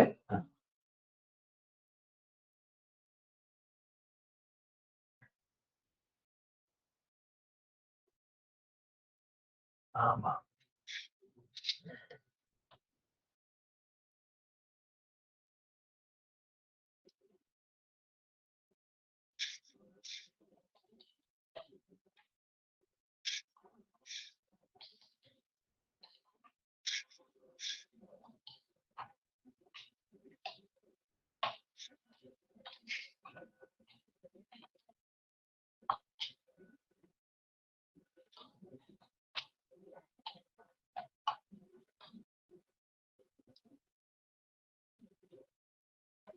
ಈಗ ಲಗ್ನ ಬಂತು, ನವಾಂಶ ಇದೆ. ನವಾಂಶದಲ್ಲಿ ನಾವೇನ್ ಮಾತಾಡೋದು? ಇಲ್ಲಿ ಇದು ರೈಟ್ ಕ್ಲಿಕ್ ಮಾಡಿ, ಚೂಸ್ ಡಿವಿಷನಲ್ ಚಾರ್ಟ್ ಫಾರ್ ಲ್ಯಾಂಜಿಟ್ಯೂಡ್ ಅಂತಿದ್ದಾಗ ಇಲ್ಲೂ ಬೇಕಾದ್ರೆ ನೀವು ನವಾಂಶನ ತಗೊಂಡ್ರೆ ಈಗ ಇಲ್ಲಿ ಡಿಗ್ರಿ ಎಲ್ಲ ಬರ್ತದೆ. ಲಗ್ನ 3 ಡಿಗ್ರಿ, ಸೂರ್ಯ ಇದು. ಓಕೆ, ಈಗ ಇಲ್ಲಿ ನವಾಂಶ ಬಂತು. ಈಗ ಇಲ್ಲಿ ಬಲಗಡೆ ಕಾಣ್ತಿದ್ಯಾ? ಲಗ್ನದಲ್ಲಿ ಮಂಗಳ ಇದೆ, 2ನೇ ಮನೆಯಲ್ಲಿ ಶನಿ ಶುಕ್ರ ಇದೆ, 3ನೇ ಮನೇಲಿ ಗುರು ಇದೆ. ನಿಮ್ಗೆ ಆಲ್ರೆಡಿ ಹೇಳ್ದೆ, ಈ ನವಾಂಶದಲ್ಲಿ ನವಮಾಧಿಪತಿ ಗುರು, ಮೀನರಾಶಿಯಾಧಿಪತಿ ಗುರು ಅಲ್ಲಿಂದ 6ಕ್ಕೆ ಬಂದಿಲ್ಲ, ಅಲ್ಲಿಂದ 7ಕ್ಕೆ ಬಂದಿದೆ ಅಂತ ನೋಡ್ಕೊಳ್ಳಿ. ಇವನ್ ಬುಧನ್ಗೂ ಸೇರ್ಸಿ ಹೇಳ್ದೆ ನಾನು. ಇಲ್ಲಿ ಭಾವಚಲಿತ ಚಕ್ರ ನವಾಂಶ, ಇಲ್ಲಿ ನಾನು ಅಲ್ಲಾಡ್ತಾ ಇದ್ದೀನಿ, ಕೈ ನಿಮ್ಗೆ ಕಾಣುತ್ತಾ ಕರ್ಸರು? ನವಾಂಶ ರಾಶಿ ಕುಂಡ್ಲಿ ಕೆಳಗಡೆ ನವಾಂಶ ಇದೆ, ಕಾಣ್ತಾ ಇದೆಯಾ? ಇದು ನವಾಂಶದ ಭಾವ ಕುಂಡ್ಲಿ. ಇದನ್ನ ಇಲ್ಲಿ ನಿಮಗೆ ಈ ಭಾವ ಕುಂಡ್ಲಿ ಆಫ್ ನವಾಂಶ, ರೈಟ್? ಎಕ್ಸಾಕ್ಟ್ಲಿ, ಭಾವ ಕುಂಡ್ಲಿ ಆಫ್ ನವಾಂಶ. Very good. ಬಹಳ ಖುಷಿ ಆಗುತ್ತೆ, ನೀವು ಇಂಥ ಕ್ವಾಲಿಟಿ ಕ್ವಶನ್ಗಳೆಲ್ಲರೂ ಕೇಳ್ತಾ ಇದ್ದೀರಿ, ಎಲ್ಲರೂ ಚೆನ್ನಾಗಿ ಕೇಳ್ತಾ ಇದ್ದೀರಿ. ಹಂಗ್ ಮಾಡಿ. ಆಮೇಲೆ ಈಗ ನೀವು ಇನ್ನೊಂದು ಇದು ಹೇಳಿದೆ. ಈಗ ಇದನ್ನೇ ನೋಡಿ, ಭಾವ ಚಲಿತ ಚಕ್ರಾಗ ಹೋಗಿ ಇಲ್ಲಿ ತ್ರಿಂಶಾಂಶ ತಗೊಳ್ಳೋಣ. ತ್ರಿಂಶಾಂಶದಲ್ಲೂ ಅಷ್ಟೇ. ತ್ರಿಂಶಾಂಶದಲ್ಲಿ ಶನಿ ಮಂಗಳ ಮಾತ್ರ 6ರಲ್ಲಿದ್ದಾರೆ, ಇನ್ನು ಮಿಕ್ಕಿದ್ದು ಅಲ್ಲ, ಸಾರಿ, ಇಲ್ಲಿ ಏನು ಮಂಗಳ ಮಾತ್ರ 6ರಲ್ಲಿದೆ, ಶನಿ 7ರಲ್ಲಿದೆ. ಹಂಗಾಗಿ ಶನಿ ಭುಕ್ತಿಯಲ್ಲಿ ತ್ರಿಂಶಾಂಶದ ಪ್ರಕಾರ ತೊಂದರೆ ಆಗಲ್ಲ ನೋಡಿ ಇದು. ಯಾಕಂದ್ರೆ ಪ್ರತಿಯೊಂದು ಕುಂಡಲಿಗೂ ನೀವು ಭಾವ ಕುಂಡಲಿ ನೋಡ್ಬೇಕು. ಇದು ಎಲ್ಲೂ ಹೇಳಿಲ್ಲ, ನಾನು ಇರೋ ಸತ್ಯ ಹೇಳ್ತೀನಿ, ಎಲ್ಲೂ ಹೇಳಲ್ಲ. ಮತ್ತೆ ರಾಹು ಕೇತು 7ನೇ ಭಾವದಲ್ಲಿಲ್ಲ, 8ನೇ ಭಾವದಲ್ಲಿದೆ. ಅಂದ್ರೆ ಇವ್ರಿಗೆ ರಾಹು ದಶೆ ಕೇತು ಭುಕ್ತಿ ಅಥವಾ ಕೇತು ದಶೆ ರಾಹು ಭುಕ್ತಿಲಿ ತೊಂದರೆ ಆಗಿರ್ತದೆ. ಅಪ್ರಾಕ್ಸಿಮೇಟ್ಲಿ ನೋಡಿ, ಇಲ್ಲಿ ಕೇತು ದಶೆ ರಾಹು ಭುಕ್ತಿಗೆ ಹೋಗಿ 85 ಅಕ್ಟೋಬರ್ ಮುಗಿದ, ನವೆಂಬರ್ 1985 ಇಂದ ನವೆಂಬರ್ 1986 1 ವರ್ಷ ಬಹಳ ಟ್ರಬಲ್ ಆಗಿರ್ತದೆ. ಅವಾಗ ಅವ್ರ ಏಜ್ ಎಷ್ಟು ಅದನ್ನ ನೋಡ್ಕೋಬೇಕು. ಅಂದ್ರೆ 76 ಬಾರ್ನು 85 ಅಂದ್ರೆ 9 ವರ್ಷ. 9 ವರ್ಷದಲ್ಲಿ ಅವರಿಗೆ ಏನು ಯಾವ ದಶೆ? ಕೇತು ದಶೆ. ಅಂದ್ರೆ ಶಿರೋಭಾವದಲ್ಲಿ ವಿದ್ಯೆಗೆ ತೊಂದರೆ ಆಗಿರುತ್ತೆ. ಶಿರೋಭಾವದಲ್ಲಿ ಕೇತು ಇದೆ. ರಾಹು ಬಂದು ಕಾಲಚಕ್ರ ನೋಡ್ಬೇಕು ಯಾವಾಗ್ಲೂ, ಹೆಲ್ತ್ ವಿಚಾರ. ಯಾಕಂದ್ರೆ ಚಿಕ್ಕ ಮಕ್ಕಳಾದಾಗ ನಾವು ಹೆಲ್ತ್ ವಿಚಾರ ನೋಡ್ಬೇಕು, ಅವಾಗ ಇನ್ನೇನು ಮೇಜರ್ ಆಗಿರಲ್ಲ. ಸೊ ಆ ರೀತಿಯಾಗಿ. ಆಮೇಲೆ ರಾಹು ದಶೆಗೆ ಇನ್ನೊಂದು ವಿದ್ಯೆಗೆ ಅಂತ ನೋಡ್ಬೇಕು ಅಂದ್ರೆ ನೀವೇನ್ ಮಾಡ್ಬೇಕು? ಚತುರ್ಥಾಂಶ ನೋಡ್ಬೇಕು. ಚತುರ್ಥಾಂಶದಲ್ಲಿ ನಿಮಗೊಂದು ವಿಚಾರ ಹೇಳ್ಕೊಡ್ತೀನಿ. ರಾಹು ಕೇತು ಸನತ್ ಕುಮಾರ್ ಅಂಶದಲ್ಲಿದ್ದಾರೆ. ಗುರು ದಕ್ಷಿಣಾಮೂರ್ತಿ ಮುಂದೆ 4 ಸನಕಾದಿ ಮುನಿಗಳು ಇರ್ತಾರಲ್ಲ, ಸನಕ, ಸನತ್ ಕುಮಾರ, ಸನಾನಂದ, ಸನಾತನ ಅಂತ. ಸೊ ಅಲ್ಲೇನಾದ್ರೂ ರಾಹುಕೇತುಗಳು ಸನಾತನ ಅಂಶದಲ್ಲಿದ್ರೆ, ಈಗ ಸನಾತನ ಅಂಶದಲ್ಲಿಲ್ಲ, ಅವರು ಸನತ್ ಕುಮಾರ್ ಅಂಶದಲ್ಲಿದ್ದಾರೆ, ವಿದ್ಯೆಗೆ ಏನಂತ ಟ್ರಬಲ್ ಆಗಿರಲ್ಲ. ಚತುರ್ಥಾಂಶದಲ್ಲಿ ರಾಹುಕೇತು 6 ಮತ್ತು 12ರಲ್ಲಿದ್ದಾರೆ. ಒಂದು ಮಟ್ಟಕ್ಕೆ ಆಗಿರ್ಬೋದು, ಸ್ವಲ್ಪ ಏನೋ ಅಂದ್ರೆ ಸ್ಲೋ ಅಲ್ಲ, ಓದಕ್ಕೆ ಇಂಟ್ರೆಸ್ಟ್ ಇಲ್ಲದೆ ಇರ್ಬೋದು. ಇಲ್ಲ ಅಂದ್ರೆ ನನಗನ್ಸುತ್ತೆ ಮೇಜರ್ ಆಗಿ ಡೆಫಿನೆಟ್ಲಿ ಅವಾಗ ಸ್ವಲ್ಪ ಎದುರ್ಕೊಂಡಂಗೆ ಏನೋ ವ್ಯಕ್ತಿಗೆ ಎದುರ್ಕೊಂಡು ಭಯದಲ್ಲೋ ಏನೋ, ಯಾಕಂದ್ರೆ ಮೆಂಟಲಿ ಕನೆಕ್ಟೆಡ್ ಇದೆ ಇಲ್ಲಿ. ಯಾಕಂದ್ರೆ ತಲೆ ಅಂದ್ರೆ ಕೇತು ಮೇಷರಾಶಿಯಲ್ಲಿ ಇರೋದ್ರಿಂದ ತಲೆ, ಮತ್ತೆ ರಾಹು ಬಂದು 7ನೇ ಭಾವದಲ್ಲಿರೋದ್ರಿಂದ ಅದು ಆ ರೀತಿ ಆಗಕ್ಕೆ ಚಾನ್ಸು ಬಹಳ ಇರ್ತದೆ. ಸೊ ಈ ರೀತಿಯಾಗಿ ನೀವು ವಿಶ್ಲೇಷಣೆ ಮಾಡ್ಕೊಂಡು ಹೋಗ್ಬೇಕು. ಅಂದ್ರೆ ಈ ಹಿಂದೆ ಏನ್ ನಡೆದಿದೆ ಅಂತ ಬಹಳ ಕರಾರುವಕ್ಕಾಗಿ ಹೇಳ್ಬೋದು. ನೀವು ಭಾವಚಲಿತ ಕೇಳೋದಕ್ಕೆ ಇಷ್ಟೆಲ್ಲ ವಿಚಾರ ಈಚೆ ಬಂತು. ಯಾಕೆಂದ್ರೆ ಕೇತು ರಾಹು ಇಲ್ಲಿ ಅಷ್ಟಮದಲ್ಲಿದೆ, ಡೆಫಿನೆಟ್ಲಿ ಆ ಟೈಮಲ್ಲಿ ಟ್ರಬಲ್ ಕೊಟ್ಟಿರ್ತದೆ. ಮಂಗಳ ಒಂದು ಎಕ್ಸೆಪ್ಷನ್, ಅದೊಂದು ತಿಳ್ಕೊಂಬಿಡಿ. ಮಂಗಳ ಯಾವುದೇ ವರ್ಗ ಕುಂಡಲಿಯಲ್ಲಿ 6ನೇ ಭಾವದಲ್ಲಿದ್ರೆ ಅದು ತೊಂದರೆ ಮಾಡಲ್ಲ, ಅದು ಪರಾಕ್ರಮ ಕೊಡ್ತದೆ. ಅದು ಎಕ್ಸೆಪ್ಷನ್ ಫಾರ್ ಮಂಗಳ. ಇದು ವರ್ಗ ಕುಂಡಲಿಯ ನಿಯಮ, ವರ್ಗ ಕುಂಡಲಿಯ ನಿಯಮ.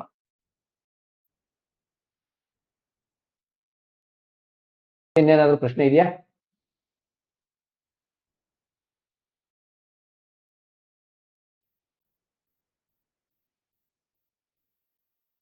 ಸರ್ ಜಗನ್ನಾಥ ಹೋರನ ಸರ್ ಇದು? ಜಗನ್ನಾಥ ಹೋರ ಸ್ಪೆಲ್ಲಿಂಗ್ ನೋಡ್ಕೊಂಡ್ಬಿಡಿ. JAGANN. ಇದು ಫ್ರೀ ಇದೆ, ಇದು ಫುಲ್ ವರ್ಷನ್ ಡೌನ್ಲೋಡ್ ಮಾಡ್ಕೊಳ್ಳಿ. ಡೆಸ್ಕ್ಟಾಪ್ ಅಲ್ಲಿ ಮಾತ್ರ ಸಾಧ್ಯ. J for jungle, A for apple, G for Ganesha, A for apple, NN 2 N ಆಗ್ಬೇಕು. ಸರಿ. ಆಮೇಲೆ ಇದು ಸೈಟ್ ಹೆಸರು ಬಂದು ಜಗನ್ನಾಥ ಹೋರ ಅಂತ ಹೊಡೆದ್ರೆ ವೇದಿಕ್ ಅಸ್ಟ್ರಾಲಜಿ.org ಅಂತ ಬರ್ತದೆ. ವೇದಿಕ್ astrology.org ಅಂತ ಇಲ್ಲಿ ತೋರಿಸ್ಬಿಡ್ತೀನಿ. ಎಲ್ಲ ಬೇಕಾದ್ರೆ ಡೌನ್ಲೋಡ್ ಮಾಡ್ಕೊಳ್ಳಿ.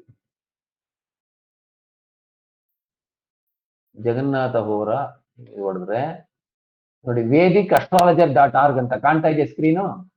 ಕಾಣ್ತಾ ಇದೆ sir.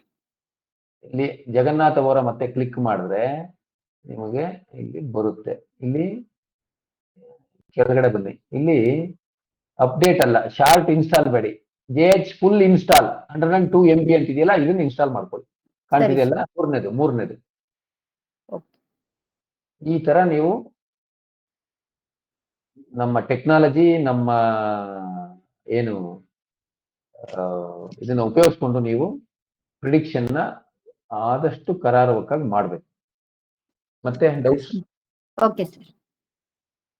Okay sir, thank you sir, ಚೆನ್ನಾಗಿದೆ. ಯಾರಿಗೆ ನೋಟಿಫಿಕೇಶನ್ ಬರ್ತಿಲ್ಲ, ನನ್ನ ಕಡೆಯಿಂದ ಪರ್ಸನಲ್ ನೋಟಿಫಿಕೇಶನ್ ಬರ್ತಿಲ್ಲ, ಅವರು ನನಗೆ ವಾಟ್ಸಪ್ ಅಲ್ಲಿ ಒಂದು ನಿಮ್ಮ ಹೆಸರು ಹಾಕಿ ನೀವು ಇಂಟ್ರೊಡ್ಯೂಸ್ ಮಾಡ್ಕೊಳ್ಳಿ. ನಾನು ನಿಮಗೆ ಅದನ್ನ ನನ್ನ ಬ್ರಾಡ್ಕಾಸ್ಟ್ ಲಿಸ್ಟ್ ಅಲ್ಲಿ ಹಾಕ್ತೀನಿ. ಯಾಕಂದ್ರೆ ಇನ್ನೂ ಗ್ರೂಪ್ ಮಾಡಿಲ್ಲ, ಬ್ರಾಡ್ಕಾಸ್ಟ್ ಲಿಸ್ಟ್ ಅಲ್ಲಿ ಹಾಕ್ತೀನಿ ನಾನು. Okay sir. ಇವ್ರು ಕೇಳ್ತಾ ಇದ್ರು ಸರ್, ಸುಜಯಲಕ್ಷ್ಮಿನ ಆಡ್ ಮಾಡಿ ಅಂತ ಅವ್ರು ಕೇಳ್ತಾ ಇದ್ರು. ನಾನು ಅದು ಮಾಡ್ತೀನಿ. ಅವರು ನನ್ಗೊಂದ್ಸರಿ ಮೋಸ್ಟ್ಲಿ ಮಾಡಿದ್ರೆ ನನಗೆ ಗೊತ್ತಿಲ್ಲ, ಒಂದ್ಸರಿ ಮಾಡ್ತೀನಿ. ಕೆಲವು ಸರಿ ಬ್ರಾಡ್ಕಾಸ್ಟ್ ಲಿಸ್ಟ್ ಅಲ್ಲಿ ಎಲ್ಲರಿಗೂ ಹೋಗಲ್ಲ. ಬ್ರಾಡ್ಕಾಸ್ಟ್ ಲಿಸ್ಟ್ ಅಲ್ಲಿ ತುಂಬಾ ಜನ ಇದಾರೆ, ಬಟ್ ಹೋಗಿಲ್ಲ. ಸುಜಯಲಕ್ಷ್ಮಿ ಅವರು ಮಾತಾಡ್ತಿಲ್ಲ, ಏನು ಕ್ಲಾಸ್ ಅಟೆಂಡ್ ಮಾಡಿ ಹೋಗ್ಬಿಟ್ಟಿದಾರ ಆ ಕಡೆ?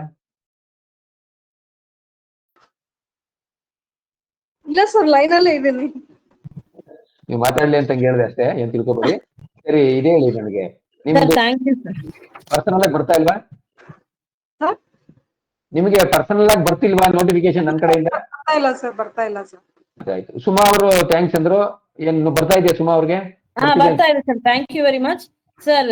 ಕ್ಲಾಸಸ್ ಯೂಟ್ಯೂಬ್ ಅಲ್ಲೂ ಹಾಕಿ ಸರ್, ಯಾಕಂದ್ರೆ ಮತ್ತೆ ನೋಡ್ಕೋಬಹುದು. ಅದಕ್ಕೆ ಬರೀ 2 ಕ್ಲಾಸ್ ಮಾತ್ರ ಇದೆ. ರಂಗನಾಥ್ ಗುರುಜಿ ಅವ್ರು ಆಗ್ತಾರೆ ಈಗ. ರಂಗನಾಥ್ ಅವ್ರು ಇದಾರ? ಇಲ್ಲೆಲ್ಲ ಆಲ್ಮೋಸ್ಟ್ ಎಲ್ಲ ಬದ್ರಿನಾಥ್ ಗಾಯತ್ರಿ ಮೇಡಮ್ ಶಿಷ್ಯರೇ ಇದಾರೆ ಸರ್. ಇದೀನಿ ಸರ್, ಆಗ್ತೀನಿ ಸರ್. ಆಗ್ತಾರೆ. ರಂಗನಾಥ್ ಅವರು ಸ್ವಲ್ಪ ಬಿಸಿ ಇರ್ತಾರೆ ಪಾಪ, ಅವ್ರದ್ದು ಮಲ್ಟಿಪಲ್ ಇದು. ಆಗ್ತಾರೆ, ಖಂಡಿತವಾಗಿ ಆಗ್ತಾರೆ. ಅದು ಇವತ್ ಕೇಳಿದ್ ಮತ್ತೆ 4th ಅವರ್ಗೋ 7th ಅವರ್ಗೋ ಕೇಳಿದ್ರೆ ಲೈಫ್ ಅಲ್ಲೇ ಮರೆಯಲ್ಲ. ಇದು ಯೂಸ್ ಮಾಡ್ತೀನಿ ನಾನು ಅದಕ್ಕೆ. Good, very good. ಆಯ್ತು ರಂಗನಾಥ್ ಅವ್ರ ಒಂಚೂರು ಬೇಡಿಕೆ.